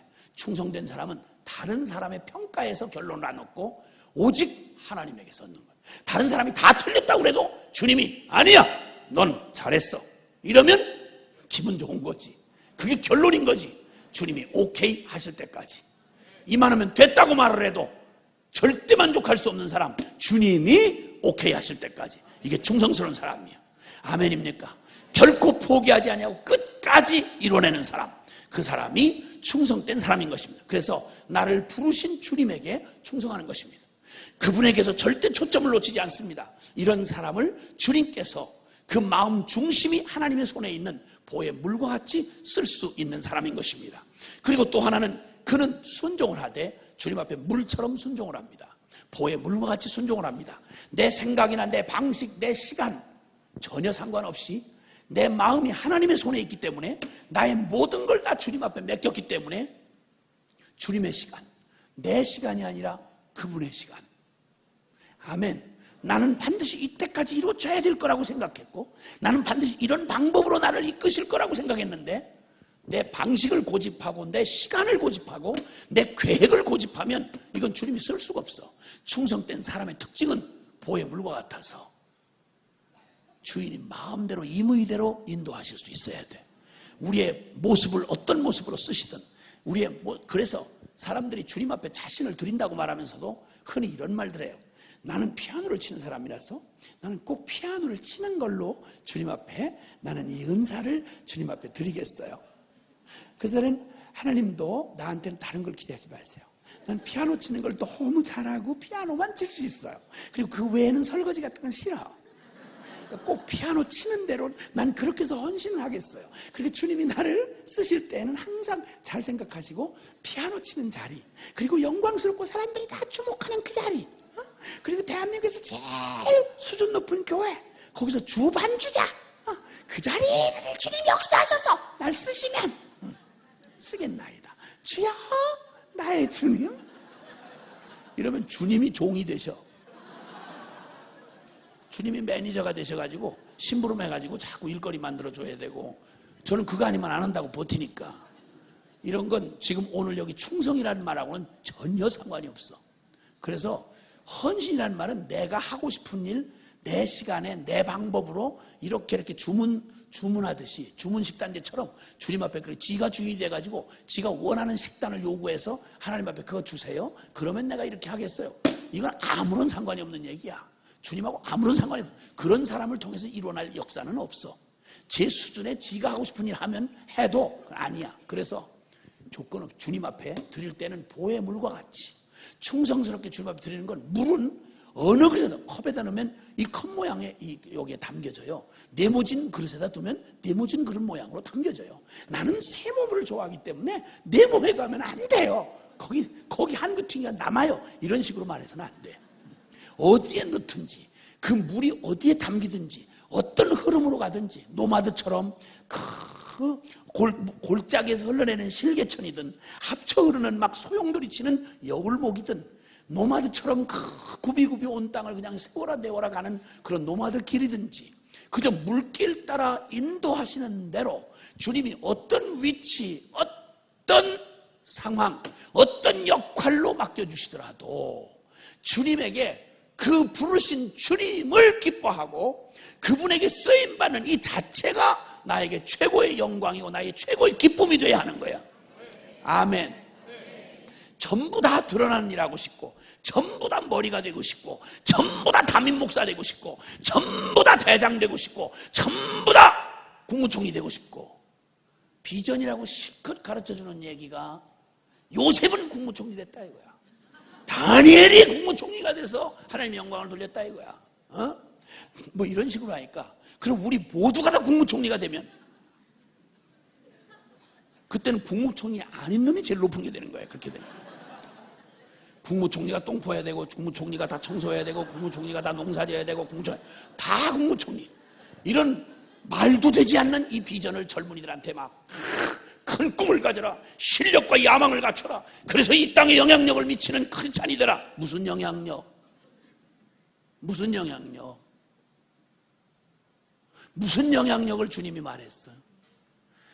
주님이 이 땅에 이루시는 부흥, 이 땅을 고치시는 하나님의 유일한 회복은 다른 거 아니요, 이 땅에 뭐가 없어서 불행이 아니요, 하나님이 임재할 수 없는 곳, 하나님이 떠나간 곳, 하나님의 축복이 임하지 아니하면 그건 그냥 저주받은 땅이 되는 거예요. 아무리 화려하던 곳도 하나님의 임재가 함께할 수 없다면 그건 저주받은 땅이 되는 거예요. 우리의 심령 아무리 아름답게 지어놓으셨지만 주님이 떠나고 나니까 이거 완전히 마귀소굴 된 거 아니에요. 죄악에 그냥 골짜기가 된 거 아닙니까? 주님이 함께 하시는 것, 이게 우리의 축복입니다. 그래서 결국 주님이 회복하시는 건 성전 문지방에서 흘러나온 생수의 강이 적셔가는 땅, 그래서 메마르고 척박한 땅들, 죽음의 땅들이 물길이 닿는 곳마다 살아나고 생명의 열매들이 충만히 일어나는 것입니다. 그래서 주님께서 우리의 방식으로 일하는 것 말고, 우리가 가지고 있는 그 무엇이 아니라, 우리를 가장 잘하신 하나님이 나를 온전히 물길처럼, 보의 물처럼 주의 손에 올려드려서 여러분의 계획을 완전히 내려놓으시고, 여러분의 모든 것들을 다 이게 복잡한 말처럼 들리지만 다른 것 다 하나예요. 얘기의 간단한 결론은 뭐냐면 여러분을 부르시고 여러분을 지으시고 여러분의 주인 되신 주님 앞에 그분을 믿을 수 있냐는 거예요. 믿기만 하면 그분 손 안에, 그분이 어떤 분인지 아시잖아요. 그분은 악덕 기업주가 아니잖아요. 우리 피를 짜서 그냥 무임금 노동 착취해가지고 당신 배불리시는 그런 악덕 기업주가 아니잖아요. 폭군대로가 아니잖아요. 당신의 아들을 우리에게 주기까지 우리를 사랑한 분이잖아요. 나를 나보다 더 사랑하신 분이잖아요. 가장 의로우신 분이잖아요. 가장 공평하시잖아요. 믿을만 하잖아요. 그분께 맡기면 내 계획, 내 모든 의지를 다 포기하고 주님 손에 맡기면 나를 나보다 더 잘하시는 주님이, 나를 디자인하신 주님이, 나를 만드신 주님이, 나를 사랑하시는 주님이 내게 가장 유익할 거, 내가 이렇게 쓰여지면 가장 합당하게 쓰여질 거를 누구보다 잘하시는 주님이 온전하게 나를 이끌어서 주님의 영광으로, 당신 어떤 때는 멈춰있는 것 같기도 하고 어떤 때는 노마드길 같기도 하고 어떤 때는 보에 잠겨져 있고 어떤 때는 폭포같이 막 아찔한 순간으로 데려가기도 하시고, 이런데 나는 잘 모르고 놀래가지고 그때마다 그냥 주야 붙들고 놀란 가슴에 이러고 지나가 보면 내 생애 가운데 폭풍처럼 다가온 그런 시련 시기들이 기가 막히기도 저와 여러분의 삶에 딴 때는 비할 때도 없는 하나님의 그 복음이 능력 있게 내 삶을 지금 그냥 강타하실 때가 바로 그때 아닙니까? 끝장났구나 싶은 절망의 깊은 밤이 하나님의 가장 손길이, 섬세한 손길이 우리의 그 밝은 그 여명을 준비하고 계신 바로 그 직전에 새벽이 가까운 그 시간이 가장 어둡다고 그러잖아요. 주님은 그때 가장 어둡고 칠흑같이 소망 없는 때에 우리에게 새벽의 여명을 준비하고 계시는 주님 아닙니까? 할렐루야. 왜 이런 일이 있을까 싶은 그 당혹스럽고 혼돈스러운 그때에 주님은 가장 멋진 내 생애를, 너무도 뚜렷하고 멋진 내 생애를 주님께서 거기서 빚어내고 계셨던 이런 일들을 우리가 볼 수 있지 않습니까? 하나님 앞에 맡긴 생애보다 더 완전할 수는 없습니다. 나의 대단한 하나님을 위한 굉장한 계획, 그리고 엄청난 비전, 그 수많은 것, 여러분 이게 중요한 게 아니라 제일 중요한 건 보혜물처럼 여러분의 모든 마음의 모든 계획과 생각과 나의 방법, 난 원래 이런 사람이요, 나는 저런 사람이요, 쓸데없는 주님 앞에, 여러분을 설계하신 주님 앞에 설명하지 마세요. 주님 앞에 설명하지 마라. 주님도 어려우시고 여러분도 쪽팔리고 그렇다 이 말이에요. 아니, 여러분이 꽤 아는 것처럼 주님 앞에 설명하지만 주님이 여러분을 다 알고 계시잖아. 여러분이 모르는 걸 주님이 알고 계시잖아요. 너 설명하지 말아라. 내가 너를 지었다. 내가 너를 너무나 잘한다. 그리고 내가 너를 사랑하기 때문에 네 생애를 내가 인도하마. 물처럼 순종하는 사람들, 어떤 모양, 어떤 위치, 역할에 상관없이 주님께서 주인이든 종이든 어떤 역할로 세워놓으시든 그저 남 보이지 않는 그런 곳에서 그냥 천덕꾸러기처럼 주님이 세워놓으시든 아니면 억울하기 짝이 없는 상황에 몰아넣으시든 요셉을 그토록 풀리지 않는 인생처럼 꼬인 것처럼 그렇게 주님이 이끌어 가셨지만 그 길이 세상에 그렇게도 빠른 지름길이 누가 알았겠습니까? 전부 다 그의 인생을 망친다고 나타난 배역을 맡았던 사람들, 그 형들, 그 개념 없는 11 형들, 거기다가 또 그 짜증나는 보디발의 마누라 말할 때마다 화가 나. 이 누님 생각하면 어디 찝쩍거릴 데가 없어가지고 우리 그 순진한 우리 요셉 형님한테 감히 손을 대냐 이거야. 이 권태증 걸린 이 중년 여인, 이게 그냥 거기다 어디다가 감히 넘볼 데가 따로 있지. 우리 순결한 청년인 요셉 형님을 거기 건드려가지고 나중에 강간 미수범이라고 죄목을 붙여가지고 거기다 처박아놨잖아요. 이게 무슨 일이, 이런 꼬인 일이 있겠어? 꿈풀이 해줬던 이 자식들 또 잊어버리고 홀랑 까마귀 고기를 먹은지 잊어버리고 그냥 그 후로도 몇 년을 홀랑 잊어버리고 감옥에서 그냥 썩었지 않습니까? 이 모든 상황이 다 꼬인 것 같고 다 엉망인 것 같았는데 여러분, 정말 요셉처럼 보혜물 같은 사람이 없잖아요. 그 수많은 여정, 그 설명이 안 되는 상황, 도저히 인간 의지로는 버텨낼 수 없었던 순간들을 그는 죽지 못해 그냥 억지로 견뎌낸 사람이 아니라 성경이 말하는 대로 구석구석 말할 때마다 요셉에게 여호와께서 함께 하심에 그 요셉의 범사가 형통하였더라. 종으로 팔려갔을 때에도, 통곡의 눈물을 흘리는 슬픔의 순간에도, 억울하게 소망 없는 지하 감옥에서 그 기가 막힌 시간을 썩어 그냥 낭비하는 시간 같은 그 시간도 가장 역사에 그보다 더 빨리 갈 수 없는 무슨 정치 수업을 한다고 그렇게 빨리 할 수 있겠습니까? 무슨 지름길을 백을 써서 간들 그렇게 갈 수 있겠어요? 이해할 수 없었던 그 길을 통해서 주님이 그 모든 상황, 원수들은 그를 잡아 죽이려고 했지만, 그들은 모두 다 그들이 하는 일에 열심히 했지만 그들을 사명자로 주님 바꾸셔서 모든 것을 합력하여 선을 이루셔서 주님이 그에게 주시고자 했던 하나도 지장 없이 요셉의 삶을 기가 막히게 만드셨는데요, 국무총리 되는 과정만 그렇게 만드신 게 아니라, 여러분 나중에 11 형들이 나중에 그놈 팔아먹었던 그 형제들 있잖아요, 그 개념 없는 형들 있잖아요, 이것들이 나중에 요셉인 줄 모르고 양식 얻어먹으러 왔다가 그 모든 권력을 가지고 있는 요셉 앞에 그들이 11명이 무릎 꿇고 앉아있더란 말이에요. 그냥 고스란히 안갚음을 할 수 있었잖아요. 하나님이 얼마나 요셉을 빚어놓으셨는지 그의 마음이 보의 물과 같아서, 여러분 인간으로 가질 수 없었던 그 넉넉한 마음, 오히려 그들은 형들은 두려워 벌벌 떠는데 요셉은 형들이여 한탄하지 마소서, 한탄하지 마소서, 내가 어찌 하나님을 대신하리까? 걱정하지 마소서, 내가 당신들을 보복할까 봐 두려워하지 마소서. 하나님이 당신들을 앞서서 당신들의 그 악을 도리어 선으로 바꾸셔서 당신들이 한 그 일, 물론 잘했다고 할 수는 없어, 그러나 그 일이 당신들의 생명을, 만민의 생명을 구원하는 일에 하나님이 나를 쓰시려고 쓰인 도구가 됐으니 내가 어찌 하나님 하신 일에 내가 대신 심판할 수 있으리요? 걱정하지 마시오. 그리고 오히려 울며 그 불쌍히 생명을 구걸하는 형들을 불쌍히 여기고 그들을 끝까지 한번 잠깐 무슨 집회 뒤에 용서합니다, 그리고 다시 보이지 마십시오, 오늘 이 은혜 떨어지면 잘못하면 큰일 나니까 다시 보지 마십시오, 이렇게 한 게 아니고 집회 때 잠깐 감정으로 용서한 게 아니라 그 뒤에 죽을 때까지 그들을 정말 지극정성으로 받들어 섬겼습니다. 여러분 요셉 안에 일어난 이 아름다운 요셉의 내면은 언제 만들어졌을까요?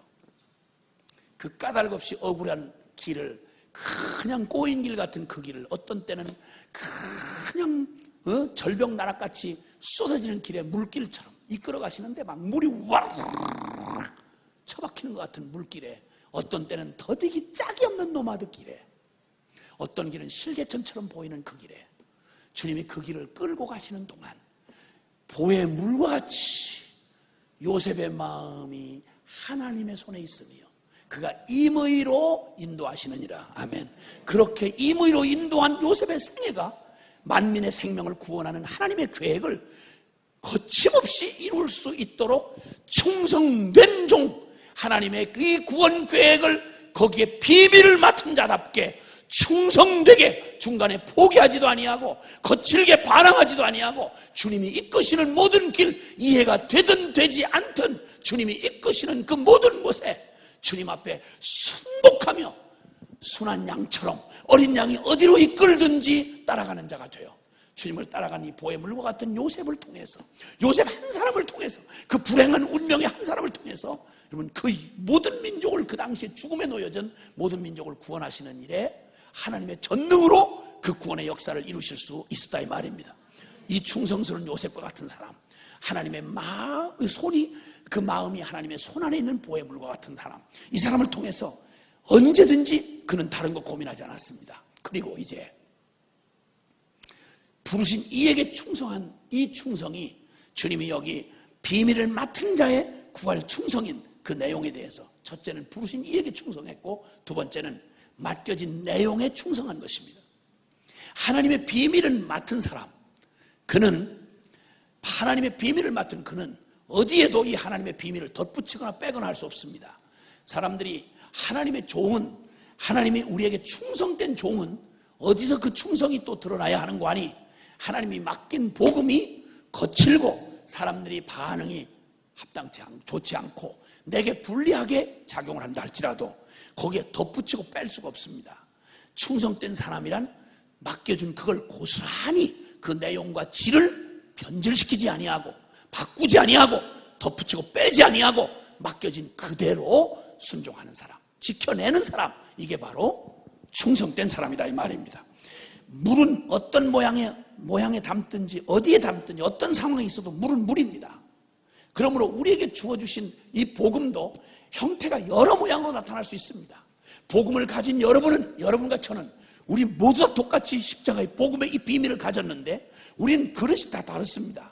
어떤 이는 설교자로, 어떤 사람은 직장인으로, 어떤 사람은 사업가로, 어떤 사람은 주인으로, 어떤 사람은 종으로, 어떤 사람은 강한 모습으로, 어떤 사람은 연약한 모습으로 수많은 형태와 모양이 다 다르지만 저와 여러분에게 주신 십자가의 복음은 한치도 다름없이 우린 동일합니다. 오직 하나의 복음이 있을 뿐입니다. 십자가의 도, 하나님의 구원의 능력, 이 십자가의 도가 하나님의 능력이 되어서 내가 이 복음을 부끄러워하지 아니하노니 이 복음은 모든 믿는 자에게 구원을 주시는 하나님의 능력이 됨이라. 첫째는 유대인에게 또한 헬라인에게로다. 이 복음을 부끄러워하지 않는다. 어떤 상황 처지에 있는 사람에게도 당당하게, 굶어 죽어가는 수단의 사람들에게도, 그리고 거친 저 불교와 종교적 배경이 다른 무슬림에게도 나는 이 복음을 부끄럽거나 변개하거나 그리고 사기치거나 바꾸거나 오늘날 이 현대적인 내용으로 변색시키거나 이런 짓을 감히 할 수 없는 게 바로 충성된 종이란 말입니다. 종은 주인이 맡겨준 그대로 이걸 지켜내는 것이 바로 충성된 종인 것입니다. 이 복음은 더군다나 내용뿐만 아니라 받는 것에 있어서도 전부로 받지 아니하면, 복음을 내가 내 생각과 편의대로 형편 따라서 바꾸기를 시작하면 이 복음은 변질되고, 그리고 이 복음이 결련되지 못한 복음은 어느 때든지 비슷하지만 이거는 거의가 아니라 전혀 아닌 것입니다. 좋은 데는 이 복음은 좋은데 따를 수 없다는 말은 결론은 다 까놓고 그 복음을 주신 주님을 못 믿는다는 말로 이어지는 것입니다.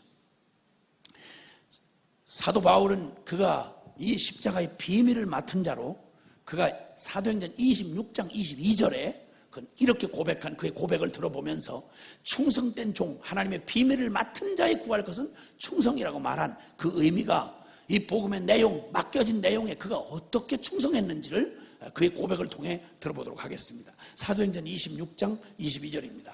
사도행전 26장 22절. 사도행전 26장 22절 찾으셨으면은 사도행전 26장 22절 같이 22절 그리고 23절 시작. 하나님의 도우심을 받아 내가 오늘까지 서서 높고 낮은 사람 앞에서 증언하는 것은 선지자들과 모세가 반드시 되리라고 말한 것밖에 없으니 곧 그리스도가 고난을 받으실 것과 죽은 자 가운데서 먼저 다시 살아나사 이스라엘과 이방인들에게 빛을 전하시리라 하미니이다 하니라. 아멘. 아멘. 아멘. 자, 여기 그가 고백합니다. 여기 지금 붙들려서 사슬에 이렇게 묶인 채로요, 대단한 베스도 그 총독과 아그리빠 왕, 그리고 그 당시에 권력자들이 쫙 둘러서서 그를 협박 공갈하면서 유대인들은 죽이려고 작정을 하고 덤벼들고, 이 이단의 앞제비, 저놈 저거 죽일 놈이다, 살려두지 말 놈이다, 이러고는 그냥 막 결사대들이 기다리고 있고, 그리고 이가 재판을 받는데 그냥 대단한 위세들을 딱 떨쳐놓고 꼭 중세의 저 웜수의 국회의사당에서 교황청과 독일 황제 앞에 완전히 둘러싸인 채 홀로 서서 거기 신문을 받던 마틴 루터처럼 온 세계를 덜덜 떨게 했던 그 교황청의 위세 앞에서 면죄부를 팔아먹고 복음을 장사하고, 그리고 수많은 영혼들을 저 은전 한 입에 연옥이라는 걸 성경에도 없는 걸 만들어서 그 중세 캐토릭이 썩어서 그 무지한 백성들을 지옥의 그걸로 협박 공갈을 하고, 태첼이라고 하는 신부놈이 이게 얼마나 말수완이 높고 얼마나 한지 사람들의 영혼을 막 지옥의 두려움으로 떨게 해서 결국 은전 한 입으로 면죄부라고 하는 종이 하나, 교황의 도장 찍힌 종이 하나를 면죄로 팔아서 은전 한 입을 넣으면 안 믿고 죽은 조상들이 이 혼이 거기서 연옥에서 천당으로 올라간다. 은전 한 입이 땡그랑 떨어지는 그 즉시 올라간다. 이러면서 돈을 어마어마하게 베드로 성당을 지키기 위한 건축 자금을 모으면서 이놈이 교황에 충성한다고, 이 태철이라는 개념 없는 신부 이놈이 별짓을 하고도 수많은 영혼들의 영혼을 노략질했습니다. 이놈이 예수님의 십자가의 보혈을 은전 한 입으로 바꿔버린 이런 천벌을 맞을 이런 놈들이 막 판을 치고 있을 때 모든 무지한 백성들과 거기에 빌붙어 거기서 모든 이 종교 지도자들과 그리고 세력가들이 거기에 빌붙어 돈 얻어먹고 거기서 살아가는 전체가 총체적으로 썩어 있을 때, 암흑시기 때 자그마한 한 마음에 살아계신 하나님을 그냥 벼락치는 천둥벼락에 한번 놀래 시겁을 해가지고 그냥 주님 살아계신 임재 앞에서 얼마나 두렵던지 하나님의 두려움 앞에서 견딜 수가 없는 양심이 살아나가지고 이 하나님의 거룩한 임재 앞에 죄인된 자기의 존재로 설 수가 없는 거예요.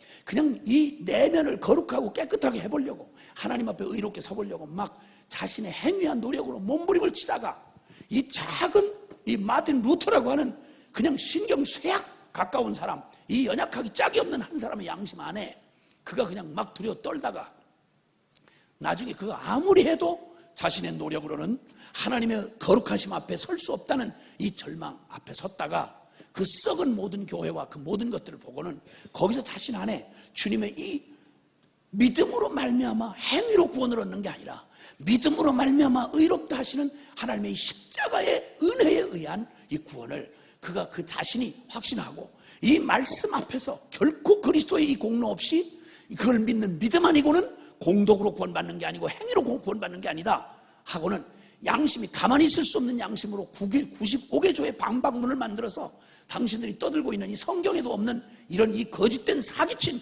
이것에 난 동의할 수 없다. 비텐부르크 성당에다가 거기다 95개조의 방방문을 못질을 했습니다. 있을 수 없는 그 거대한 세력 앞에 감히 할 수 없었던 그 양심의 한 행동을 옮겼는데 이게 불이 붙고 도화선이 돼서 그 웜스의 국회의사당 앞에서 그냥 온 독일 황제와 교황청의 그런 권세로 와서 너 죽인다. 안 그러면 너는 끝장이다. 너 지금까지 만든 모든 것에 대하여 너의 의견에 대해서 취소하고 무릎 꿇어라. 그럼 살려주마. 그때 홀로 섰습니다. 홀로 서서 그가 그의 양심 앞에서 하나님을 기쁘게 하느냐 아니면 사람을 기쁘게 하느냐 그 앞에서 그가 증언하는 그 모습, 본디오 빌라도 앞에서 선한 증거로 증거하셨던 예수님, 그리고 마틴 루터, 아니 그보다 먼저 예수님 닮았던 그 선한 증거로 순교의 죽음을 맞이했던 스데반, 오늘 여기 또 동일한 성령께서 여기 충성된 증인인 바울 앞에, 바울 안에 함께 하시는 성령께서 오늘 그들 앞에서 쇠사슬에 묶인 채로 증언하는 말입니다. 뭐라고 말을 합니까? 하나님의 도우심을 받아 내가 오늘까지 서서 높고 낮은 사람 앞에서 증언하는 것은 새로운 얘기도 아니고 특별한 뉴스도 아니다. 이전부터 구약성경 내내 성경이 말해왔고 당신들이 말하는 모세와 선지자들이 말해온 거 그들이 반드시 되리라고 말한 것밖에 없다. 나는 딴 말을 전한 적이 없다. 하나님 앞으로 부름받아 지금까지 높고 낮든 어떤 상황이든 잘 듣든 반대를 하든 상관없이 나는 오직 변함없이 지금까지 외쳤던 복음, 오직 하나의 복음을 외쳤을 뿐이다. 사람이 바뀌고 세월이 바뀌고 유행이 바뀌어도 나는 전할 메시지가 이거밖에 없다. 그것은 오직 그리스도가 고난을 받으실 것과 죽은 자 가운데서 먼저 다시 살아나사 이스라엘과 이방인들의 빛을 전하시리라고 한 성경이 말하고 모세와 선지자들이 말했던 그 얘기, 나는 종이기 때문에, 충성된 종이기 때문에 다른 말을 할 수가 없다. 사람들이 듣기 좋은 복음을 팔아먹을 수가 없다. 성공 번영 팔아먹고 오늘날 잘 되는, 교회 잘 되고 장사 잘 되는 이런 따위의 변질된 복음을 나는 말할 자격도 없고 권한도 없다. 나는 하나님의 종이다. 나는 다른 말을 할 자격이 없다. 높든지 낮든지 너희가 환영하든 나를 배척하든 나를 죽이든 살리든 다만 이 말을 할 수밖에 없다. 내게 맡겨준 복음이다. 그건 구약 성경 내내 말해왔던 복음이고 너네가 믿는다고 말하는 복음이며 새로운 얘기가 아니다. 오직 성경으로, 오직 믿음으로, 그리고 십자가의 복음, 부활의 복음, 이것밖에는 난 말한 게 없다. 단지 동일하게 믿는 성경과 같이 따른 모세와 선지자들이 반드시 되리라고 한 그것, 예수님의 십자가와 부활의 복음, 그리고 유대인과 이방인들의 유일한 구원의 길과 진리와 생명 되신 완전하신 실체 예수 그리스도, 나는 이 복음밖에는 달리 전할 게 없다라고 말했습니다. 여러분, 이 바울이 증언했던 이 복음, 마틴 루터가 이 복음을 증언하다가 죽음 당할 뻔했던 복음, 중세 교회가 다 버려 내던지고 그 복음이라고 말하는 그 곁가지로 생겨난 탐욕과 그들의 정욕을 예수의 이름을 이용했던 이 변질된 복음에서 그는 오직 십자가 부활의 복음을, 오직 믿음으로 구원 얻는 이 복음을 외치고 그것을 그 외친 대가로 화형당할 뻔했습니다. 그리고 실제로 수천만 명이 화형당하고 또 사지가 절단당하고 죽임을 당하는 순교를 맞이했습니다. 수천만 명을 죽였습니다. 우리는 흔히 말하는 이 십자가 은혜로 구원받는 이 복음의 진리를, 이걸 주장하고 이걸 믿는다는 것 때문에 수많은 크리스찬들이, 수천만 명이 넘는 사람들이 이 복음 진리 때문에 죽임을 당했습니다. 그렇게 생명 걸고 지켜온 복음이 오늘날 배부른 우리들에게는 이제는 복음을 듣기가 드물고, 우리가 듣기 좋아하는 믿음의 마음이 편안해진다. 번영의 복음, 성공의 복음, 무슨 짓을 해도 죄가 편안하게 느껴지는 교회, 십자가가 영 빠져있는 설교들, 성공심화들, 이 세상의 썩은 가치를 고스란히 예수 이름을 슬쩍 덧붙여서 당의정을 입혀서 거기다 보내는 전한 복음 아닌 복음들, 이 복음이 만들어낸 다른 건 지금 다른 건 아니라 우리의 모습을 보면 아는 거죠. 예수 그리스도, 만약에 생각해 보십시다. 예수 그리스도에게서 만약 십자가 부활을 빼면 어떻게 될까요? 예수님이 기적도 행했고 먹이기도 했고 뭐 좋은 말씀도 전해주셨고 천국도 얘기하고 다 좋은데, 만약 예수님의 생애 가운데 복음에서 오신 예수님이 겟세마네 동산에서 간절히 아버지께 고민하다가 할 수만 있거든 이 잔을 내게서 옮겨주십시오. 그래서 아버지도 동의하시고 예수님도 아유 큰 짐을 들었습니다.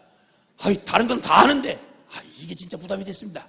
그래서 만약에 예수 그리스도의 생애에 십자가가 없고 부활이 없다면 그러면 주님이 하셨던 모든 기적, 주님이 말한 모든 복음이 될 수 있습니까 없습니까? 있습니까 없습니까?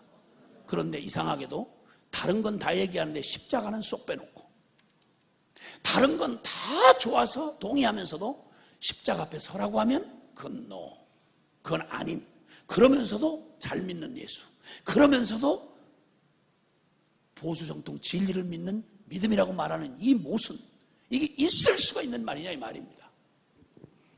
제가 한 젊은이 사역을 하는 어떤 한 형제가 제가 이렇게 얘기를 하니까, 우리가 다 복음을 말하고 십자가를 얘기하는데 이 복음을 알면서 실제가 안 된 게 문제라 이렇게 하고 소리를 친 제 얘기를 하면서, 선교사님 다 알고 있는데 실제가 안 됐다는 그 말씀은 다른 데는 모르겠는데요, 제가 섬기는 이 젊은이들은요 그런 복음을 들어본 적이 없습니다. 제가 그런 복음을 들어본 적이 없습니다. 이런 얘기를 하면 무슨 전혀 다른 얘기를 하는 것처럼, 생소한 얘기를 듣는 것처럼, 성경에 없는 얘기를 듣는 것처럼 이 우리 청년들은 당황해합니다. 얼마나 마음이 슬퍼지는지, 도대체 예수를 수십 년 믿었다고 하면서도 이 십자가가 무슨 의미인지, 하나님의 가장 비밀인 십자가의 도가 도대체 뭔지를 거의 개념이 없이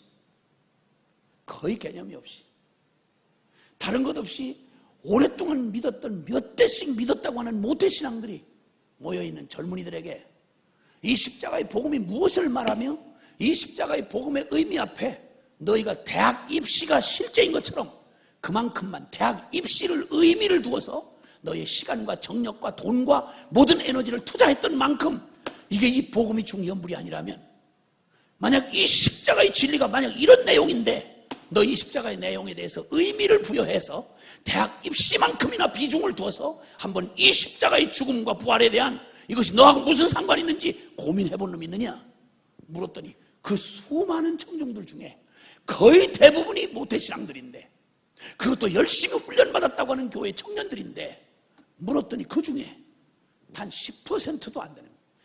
10%가 간신히 넘을까 말까, 10%, 20%, 많게 잡아야 20% 미만.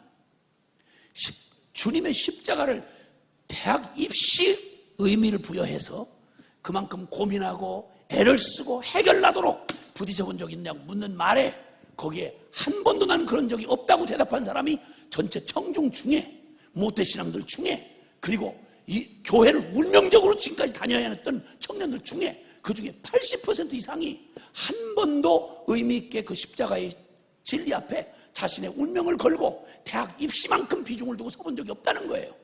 그럼 도대체 뭘 믿는 거야? 무슨 짓을 하는 거야? 예수는 도대체 무슨 의미야 우리의 삶에? 이 기가 막힌 상황이 지금 우리 현실입니다. 복음을 들었는데 실제로 그다지 되지 않았다는 말보다 복음을 들어본 적이 없습니다. 이런 말을 하는 건 정말 슬픈 일이었습니다. 근데 오늘 여기 바울 충성된 정의를 보십시오. 오늘날 이 땅에 있는 우리 사역하시는 분들이 여기 많이 계실 텐데, 우리가 충성스럽게 우리의 마음이 주의 손에 있음이 주님이 우리를 임의로 쓰실 수 있는 하나님의 비밀을 맡은 충성스러운 종이라고 그러면 목숨 걸어놓고 복음이 환영을 받든 배척을 받든 우리가 선택할 여지 없이 우리만이라도 양심을 지켰더라면, 복음을 전하는 우리만이라도 양심을 지켰더라면, 당회장되는 하나님이 보장도 하지 않은 이 욕심에만 내가 마음을 팔지 않았더라면, 내가 무슨 대우를 받더라도 주님에게 충성스러운 종이 되기 위하여 사람들이 좋아하든 싫어하든 마땅히 들어야 될 복음을 우리가 양심을 걸어놓고 이 강단이 십자가의 복음을 우리가 외쳤더라면 지금과는 전혀 다른 결과를 받지 않겠느냐. 말하지 않을 수가 없습니다.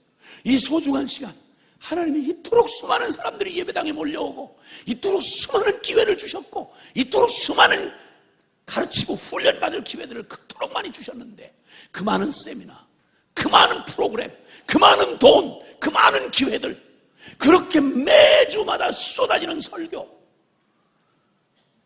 도대체 그때 우리가 만약 양심을 지켰더라면, 우리가 생명 걸고 정의되어 이 십자가의 복음 앞에 사람들을 세웠더라면,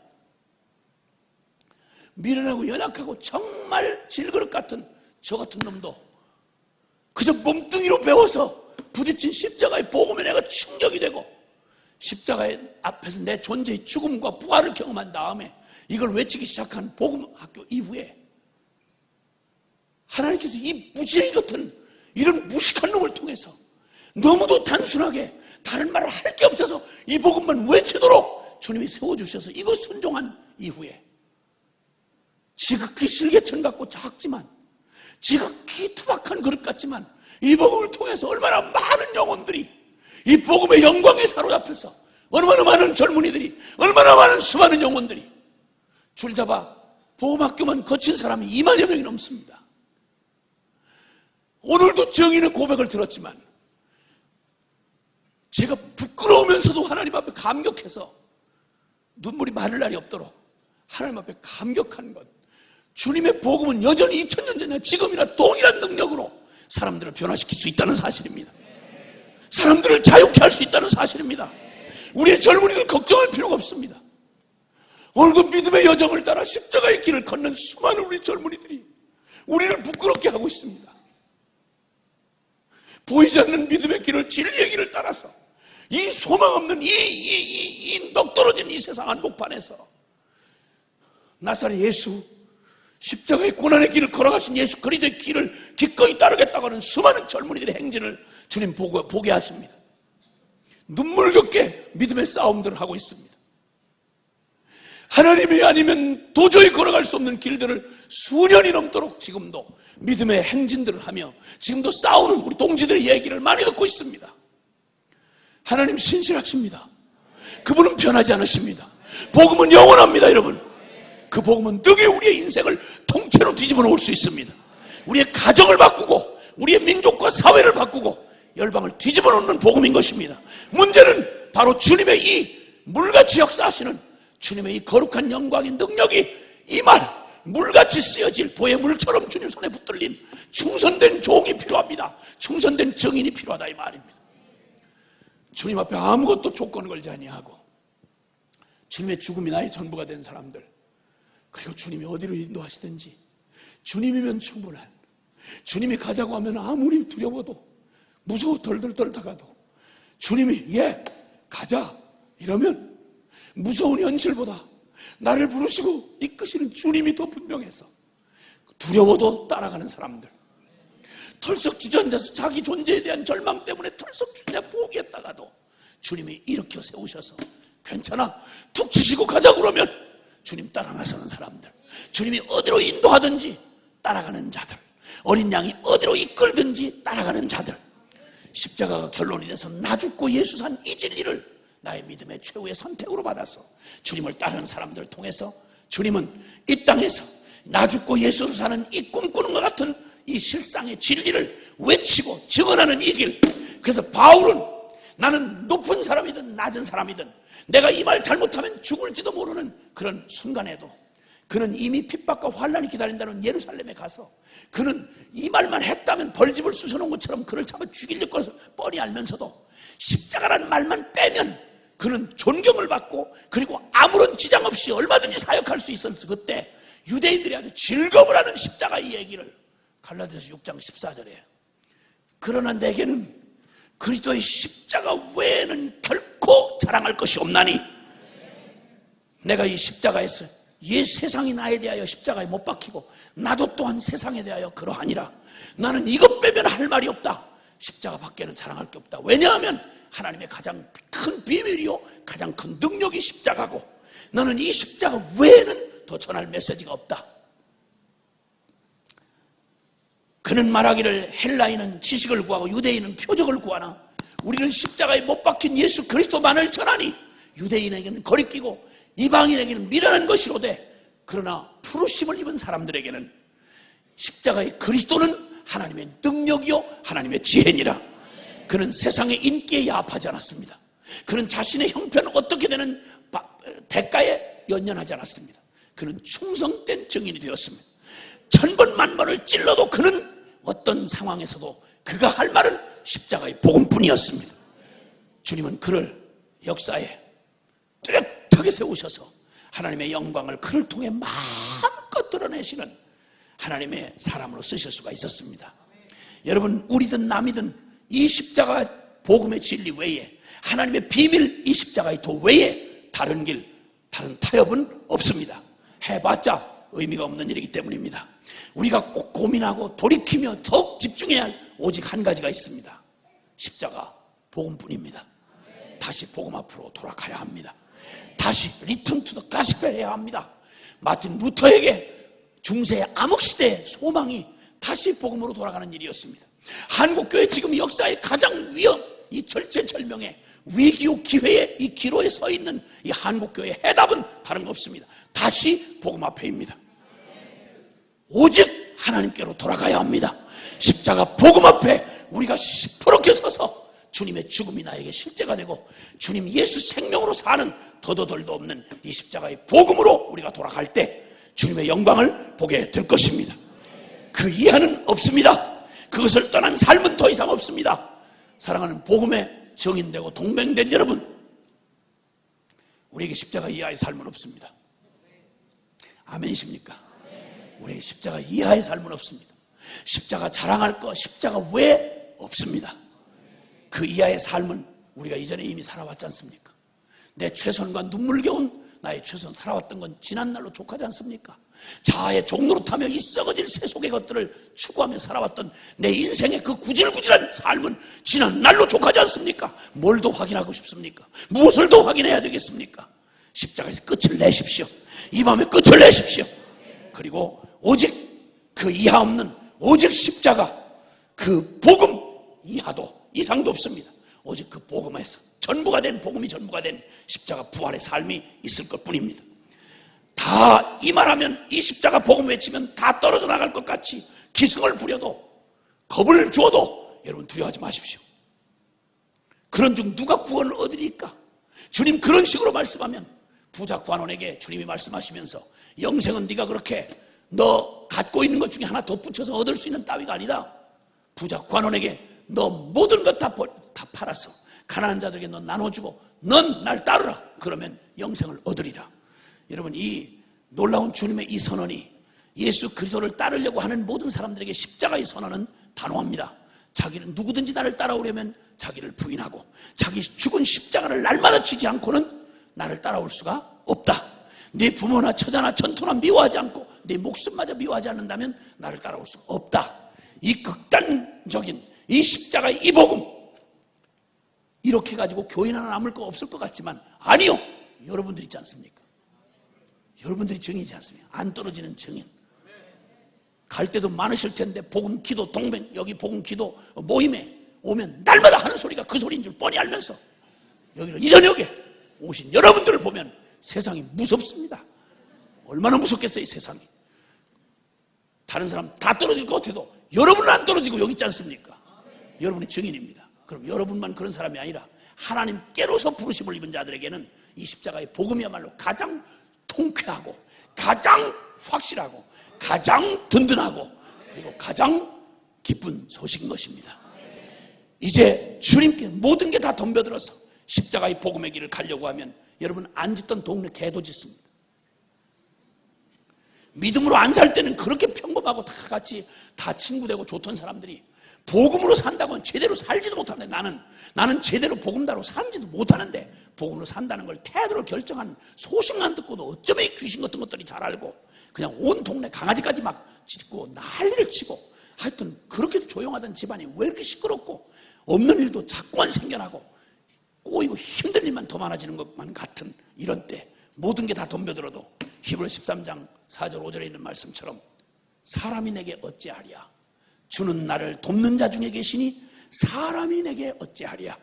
아멘. 모두가 다 덤벼드는 것 같아도 여러분 주님이 나를 돕는데 내가 사람을 어찌 두려워하랴. 할렐루야. 십자가의 길을 걷기로 선택하고 그 길을 걸어가는 일은 모두가 다 나와 원수가 되는 길처럼 처음에는 보입니다. 그러나 아닙니다. 자신의 절망이 주저앉게 해도 주님이 언제라도 찾아오셔서 디베라 바닷가에 베드로에게 말씀하시듯이 십자가가 실제가 된 사람은 어느 때도 어떤 절망 가운데 주저앉았을 때도 주님이 네가 나를 사랑하느냐 그러면 다른 여지가 남아있지 않습니다. 십자가를 분명히 나에게 받아들이고 그 십자가를 넘어선 사람은 나 죽고 예수 산 이 고백 안에 나의 삶의 틀을 옮긴 사람은 다른 고백을 할 수가 없습니다. 내 모습이 아무리 실망스럽고 내가 주님을 따라갈 능력이 내게 한 방울도 남아있지 않은 것 같아도 다른 대답할 게 없습니다. 네가 나를 사랑하느냐라고 하시면 어떤 실망과 실패 자리에 주저앉아 있다가도 주님, 제가 주님을 사랑하는 줄 주께서 아시나이다. 주님을 떠나서는 살 수 없는, 주님밖에 남은 게 없는 사람이 이미 십자가에서 되어져 버린 사람, 그 사람은 끝까지 주님을 따라갑니다. 대단한 용기가 없어도, 굉장한 의지가 없어도 그는 주님 떨어져 살 수 있는 여지를 남기지 않았기 때문에, 오직 남은 게 주님밖에 없기 때문에 내 힘으로 못 가도 주님 따라가는 그 길 외에 다른 선택이 없기에 네가 나를 사랑하느냐? 그러면 예, 제가 주님을 사랑한 줄 주께서 아십니다. 그럼 주님은 둘도 묻지 않습니다. 너는 나를 따라오라. 그러면 자석에 쇠붙이 따라가듯이 그렇게 따라가게 돼 있습니다. 이게 바로 생명으로 이루신 십자가의 결론입니다. 충성스러운 주님의 사람은 맡겨진 내용에, 하나님의 비밀을 맡은 자는 충성스럽게 맡겨진 내용에 충성합니다. 더 덧붙이지 않습니다. 빼고 더하지 않습니다. 오직 그 복음에 온전히 자기 자신 전부가 거기에 함께 일치되고 그 외에는 달리 할 말이 없는 오직 그 복음만이 남겨진 사람인 것입니다. 이제 물처럼 흐르는 하나님의 부흥의 역사에 흘러가던 물처럼 역사하시던 주님의 부흥의 기운은 오늘도 하나님의 보의 물처럼 그 마음이 하나님의 손안에 있어서 임의로 물처럼 쓰실 수 있는 충성스러운 하나님의 사람인 저와 여러분을 통해서 부르신 이에게 충성하는 사람, 그리고 맡겨주신 그 비밀에 충성한 사람, 이 보의 물과 같이 주님의 손에 들려진 사람을 통하여 여러분이 실개천처럼 보여도, 아무리 작아 보이고 보잘것없이 보여도 저와 여러분의 이 실개천들을 모아서 요동치는 여울목을 만들어내시고 도도하게 강물처럼 흘러가서 온 세상을 살려내는, 변화시키는 하나님의 영광의 역사의 주역들이 되게 하실 것입니다. 몰론교인들은 의무적으로 자식을 낳으면 그들이 대학 때 2년 동안 의무적으로 그들의 몰몬교 교리를 위해서 전 세계에 나가서 흩어져 그 사명을 감당한답니다. 세계 기도 정보를 가지고 기도해 보시는 분들은 아시겠지만, 여러분 기성교단은 가서 다들 명목주의, 세속주의 다 찌그러져 가지고 그 기성교회에 앉아있는 무슨 이런 기성교회, 우리가 보통 믿는다고 정통이라고 하는 교회는 있다고 해봤자 명목주의가 태반이고, 그리고 다 숫자 까먹고, 기독교 국가라고 했던 나라들도 전부 다 반기독적으로 바뀐 그때에 그 모든 나라들마다 빠지지 않는 데가 있습니다. 몰몬교, 그리고 여호와의 증인, 그리고 안식교. 여러분, 이런 이단들은 개신교회들이, 정통교회라고 하는 교회들이 들어가지 못한 선교지에 이미 들어가서 그 어려운 시간을 어떻게 뚫고 들어갔는지, 우리가 소련 뚫고 들어갔을 때 우리는 매년 문 열어달라고 기도할 때 기도 덕은 그놈들이 봤어. 우린 열어달라고 기도는 우리가 실컷 했는데 들어간 놈들은 그놈이야. 그 들어가서 우리가 들어가고 나니까 이미 다 한판 벌리고 난 끄트머리 부스레기 주소, 이삭 주소로 들어간 게 개신교가 들어간 거예요. 북한 땅 마찬가지예요. 날마다 우리는 준비운동만 했죠. 온 천지에 2년 그 진리도 아닌 몰몬고, 교리는 몰몬경 가지고 교리 가지고 2년씩 의무기간으로 젊은이들이 하나도 빠짐없이 그렇게 전 세계를 누비니까 전 세계에서 가장 강력한 교단 중에 하나가 됐어요. 도대체 이 어마어마한 생명의 십자가의 복음을 가지고 이 맥 빠진 교회는 우리 하나 신앙생활을 이거 지탱도 못해가지고 꼬라지가 나를 보고 내가 절망하고 주저앉을 이 생명 전혀 없는 이 껍데기 머리 깎인 삼송처럼 덩치만 남아있고 매년 대단한 거창한 껍데기만 자랑하고 무슨 대회, 무슨 세미나, 뭘 굉장한 건물 자랑이나 하고 진짜 실력 있는 이 세상에 그 모든 곳에 가 있는, 복음이 능력이 없어도 아니고 하나님이 은퇴하신 거 아닌데 여전히 복음은 2000년 전 지금이나 동일한데 도대체 이 복음의 영광과 능력과 축복은 어디서 보겠냐 이 말이에요. 더 이상 미룰 수가 없는 절박한 때에 왔습니다.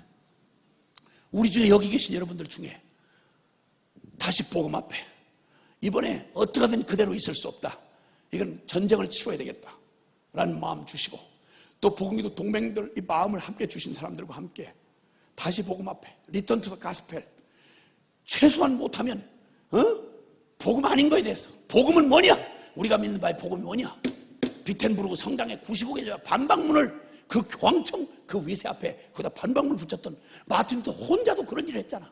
그러면 우리 모두가 주님 앞에서 다른 사람 말고 복음기도 동맹 선언을 하고 우리가 믿는 바, 우리가 외칠 복음은 이거밖에 없다 라고 외치고, 그리고 행동 강령을 만들고 우리 함께 다 같이 우리가 각자 서 있는 모든 곳에서 실개천이 되어 물처럼 주님 손에 들려져서 다시 복음 앞에 잃어버린 이 복음을, 십자가의 복음을 외치고 함께 오직 그 복음으로 십자가의 복음을 외치고 함께 행진하는, 그래서 우리가 이 땅에서 이제는 아이다 기다 판단하고 변명하고 이럴 때가 아니라 우리가 이제는 마땅히 복음에 합당한 삶을 살기로 결단하고 우리의 행진을 걸어나가기 시작할 때 작은 물줄기를 모아 강물을 만들고 그리고 온 땅을 살려내시고 그리고 바다를 소성케 하는 주님의 역사가 일어날 것을 믿습니다.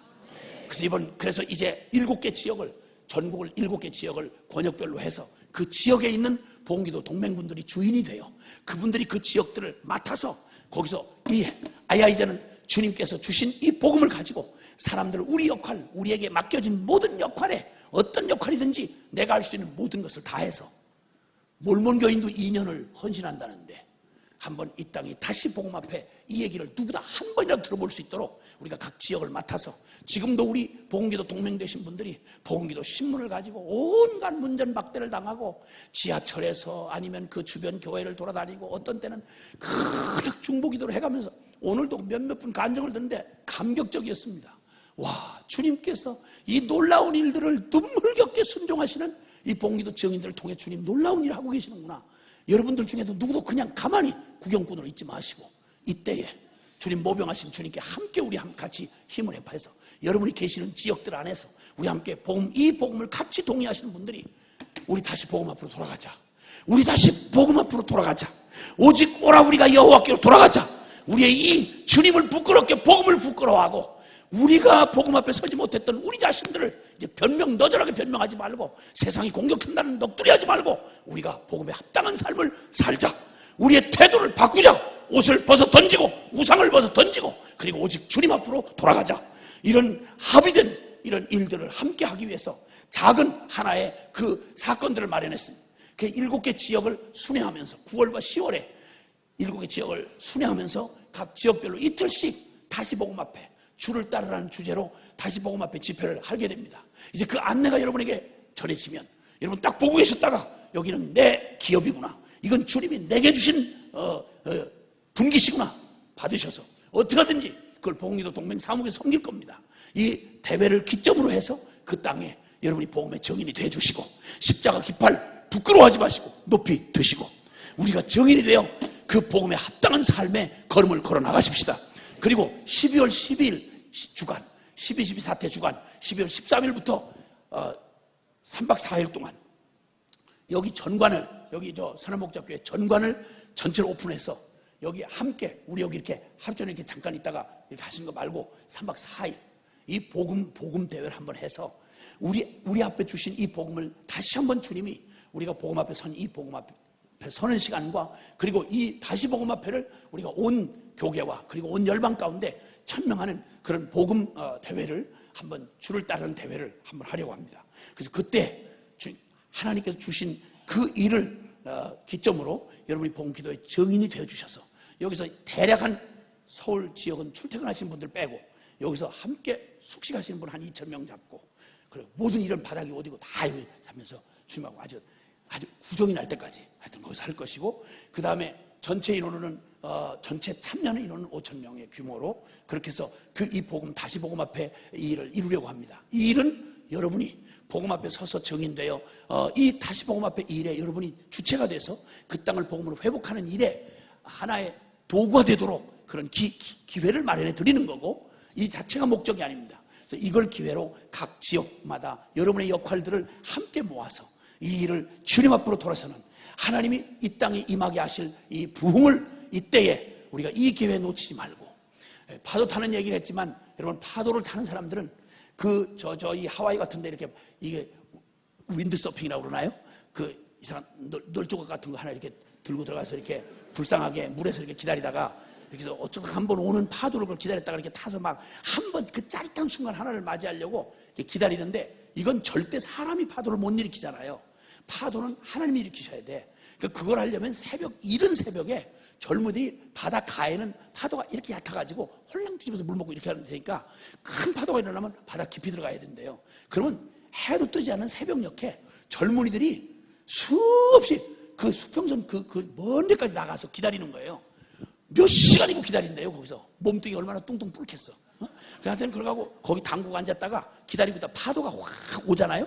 산같이 막 오면 이때 파도가 확 말아 감아주는 이 사이를 그냥 그때 막 그대로 막 그 짜릿한 한순간에 파도를 타기 위해서 그렇게 준비를 해놓고 연습을 다 해놓고 그리고 그때를 딱 기다리다가 파도 오면 하겠다는 거예요.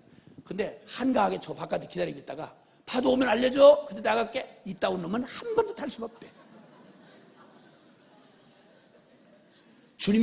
언제나 주님이 부흥을 주기를 원하세요. 주님이 우리에게 부흥이 일어날 수 있는 기회를 너무너무 많이 주셨어요. 사실은 어마어마한 기회를 주셨어요. 근데 그때마다 준비가 안 돼 있으니까 사람이 갑자기 몰려오고 갑자기 기회가 오고 갑자기 사회적 어려움이 와서 사람들의 마음이 가난해서 교회 문을 두드리려고 하면 복음을 준비된 사람이 있어야지. 아니면 엉뚱한 데 관심해서 사람들 관리하는데 정신이 없어가지고 복음을 온 데가 한 데 없고 그냥 운영 관리 여기다 정신 없었어. 수많은 기회를 더 줄 거 없이 많이 주셨는데도 불구하고 이거 준비 못하면 파도가 와도 탈 수가 없는 거예요. 주님이 부흥은 반드시 줄 수밖에 없어. 그럼 이제 이 부흥의 주역이 되기 위해서 우리가 일찍 이른 새벽에 준비하고 우리 자신을 준비하고 복음기도 동맹을 서약하고 그리고 행동 강령을 준비하고 그래서 부흥이 오면 부흥의 주역이 돼서 하나님의 이 부흥의 갈무리를 할 수 있도록 이런 주인공이 되자 이 말입니다. 충성스러운 종은 보혜물과 같아서 하나님의 손안에 그 마음을 온전히 들여서 주님께서 그를 쓰실 때 마음껏 쓸 수 있는 사람으로 준비된 사람인 것입니다. 이제 우리의 자잘한 우리의 일상에 나의 연약함에 거기에 치여서 흔들리는 자가 되지 말고 이제 오직 부르신 이에게 충성하고 그 마음 중심을 하나님 손에 온전히 들여서 보혜물처럼 순종할 때 하나님께서 저와 여러분의 생애에 짧은 기간 2년밖에 우리의 생애가 남지 않았다고 생각하고 이 2년 동안 그 다음에 더 살게 해주시면 물론 살지만 2년 마지막 순간이다 기회다 생각하고 어떤 방법이든지 간에 어쨌든 내가 주님 앞에 내 생애 최대치로 주님 손에 복음 앞에 쓰임 받고 싶다는 결단으로 주님 앞에 드리기만 한다면 하나님께서 우리의 생애 가운데 주의 부흥의 영광을 보게 하실 것입니다.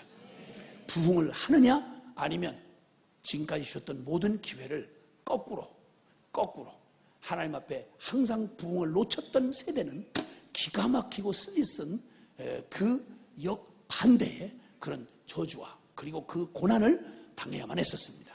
하나님께서 주시는 이 복음을, 부흥을 맞이할 우리의 마지막 준비가 필요합니다. 기도합시다.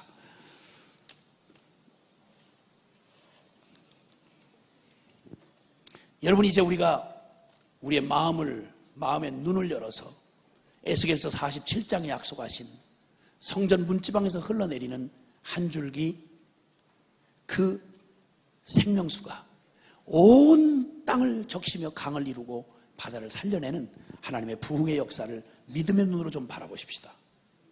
그리고 이때에 이 부흥을 이룰 마땅히 충성된 일꾼으로, 하나님의 비밀을 맡은 자로, 그리스도의 일꾼으로 그 마음이 여호와의 손에 있음이 보의 물과 같이 하나님이 임의로 인도할 수 있는 사람, 이런 사람이 누가 되시겠습니까?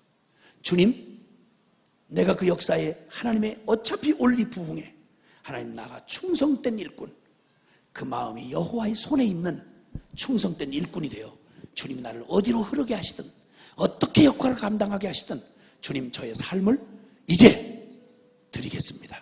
주님 나의 삶 가운데 이 복음으로 양보 없이 주님 앞에 충성되게 십자가의 결론을 가지고 주님 이 영광 가운데 함께 임하겠습니다. 주님 나의 마음 전부를 주님 이 순간 한 채 여지없이 주님 손에 온전히 맡깁니다. 보의 물처럼 맡으셔서 마음껏 나를 어떤 모양, 어떤 위치, 어떤 역할이든 상관없이 주님 골짜기로 흐르든 합쳐 흐르는 강이든 노마드든 물길 따라 인도하시는 대로 주님 나를 이끌어 주시옵소서. 그리고 나를 써 주시옵소서. 그 영광이 우리에게 임하게 하여 주시옵소서. 이 시간 우리 자신을 주님 앞에 드리며 한 가지만 더 기도할 것은 다시 복음 앞에 주님 이 땅에 이루어질 하나님의 영광의 복음의 부흥이 주님 우리의 순종을 통해서 일어나도록 주여 우리가 간절히 믿음으로 구할 때 주심하고 하신 주님의 약속을 믿음으로 구하면서 우리 함께 기도할 때 우리 믿음의 두 손을 높이 드시고 믿음의 눈을 들어 주님의 에스겔 환상을 우리가 바라보며 주님 그걸 반드시 이루실 텐데 너 순종하여 일천척을 가서 청량해봐라. 순종하고 일천척을 건너가 봐라. 그러면 어느덧 주님이 당신의 능력으로 이루시는 그 영광에 허리가 차고 물에 온통 잠겨서 주님의 복음의 강줄기에 우리가 함께 흘러가는 세상을 살리는 영광을 우리가 보게 될 것을 믿음의 눈으로 바라보면서 주여 내 마음을 주님 앞에서 온전하고 순결하게 주님 내가 드리오니 받아주시옵소서. 그리고 이 부흥을 우리에게 주시옵소서. 다시 복음 앞에가 온 지역마다 일어나고 그리고 온통 우리의 삶을 통해서 이 영광이 온 열방을 변화시키는 일에 나를 써 주시옵소서. 우리 다 같이 믿음으로 주님의 이름을 부르며 기도하겠습니다. 주여! 주여! 주여! 사랑하시는 아버지 하나님 주님 감사합니다.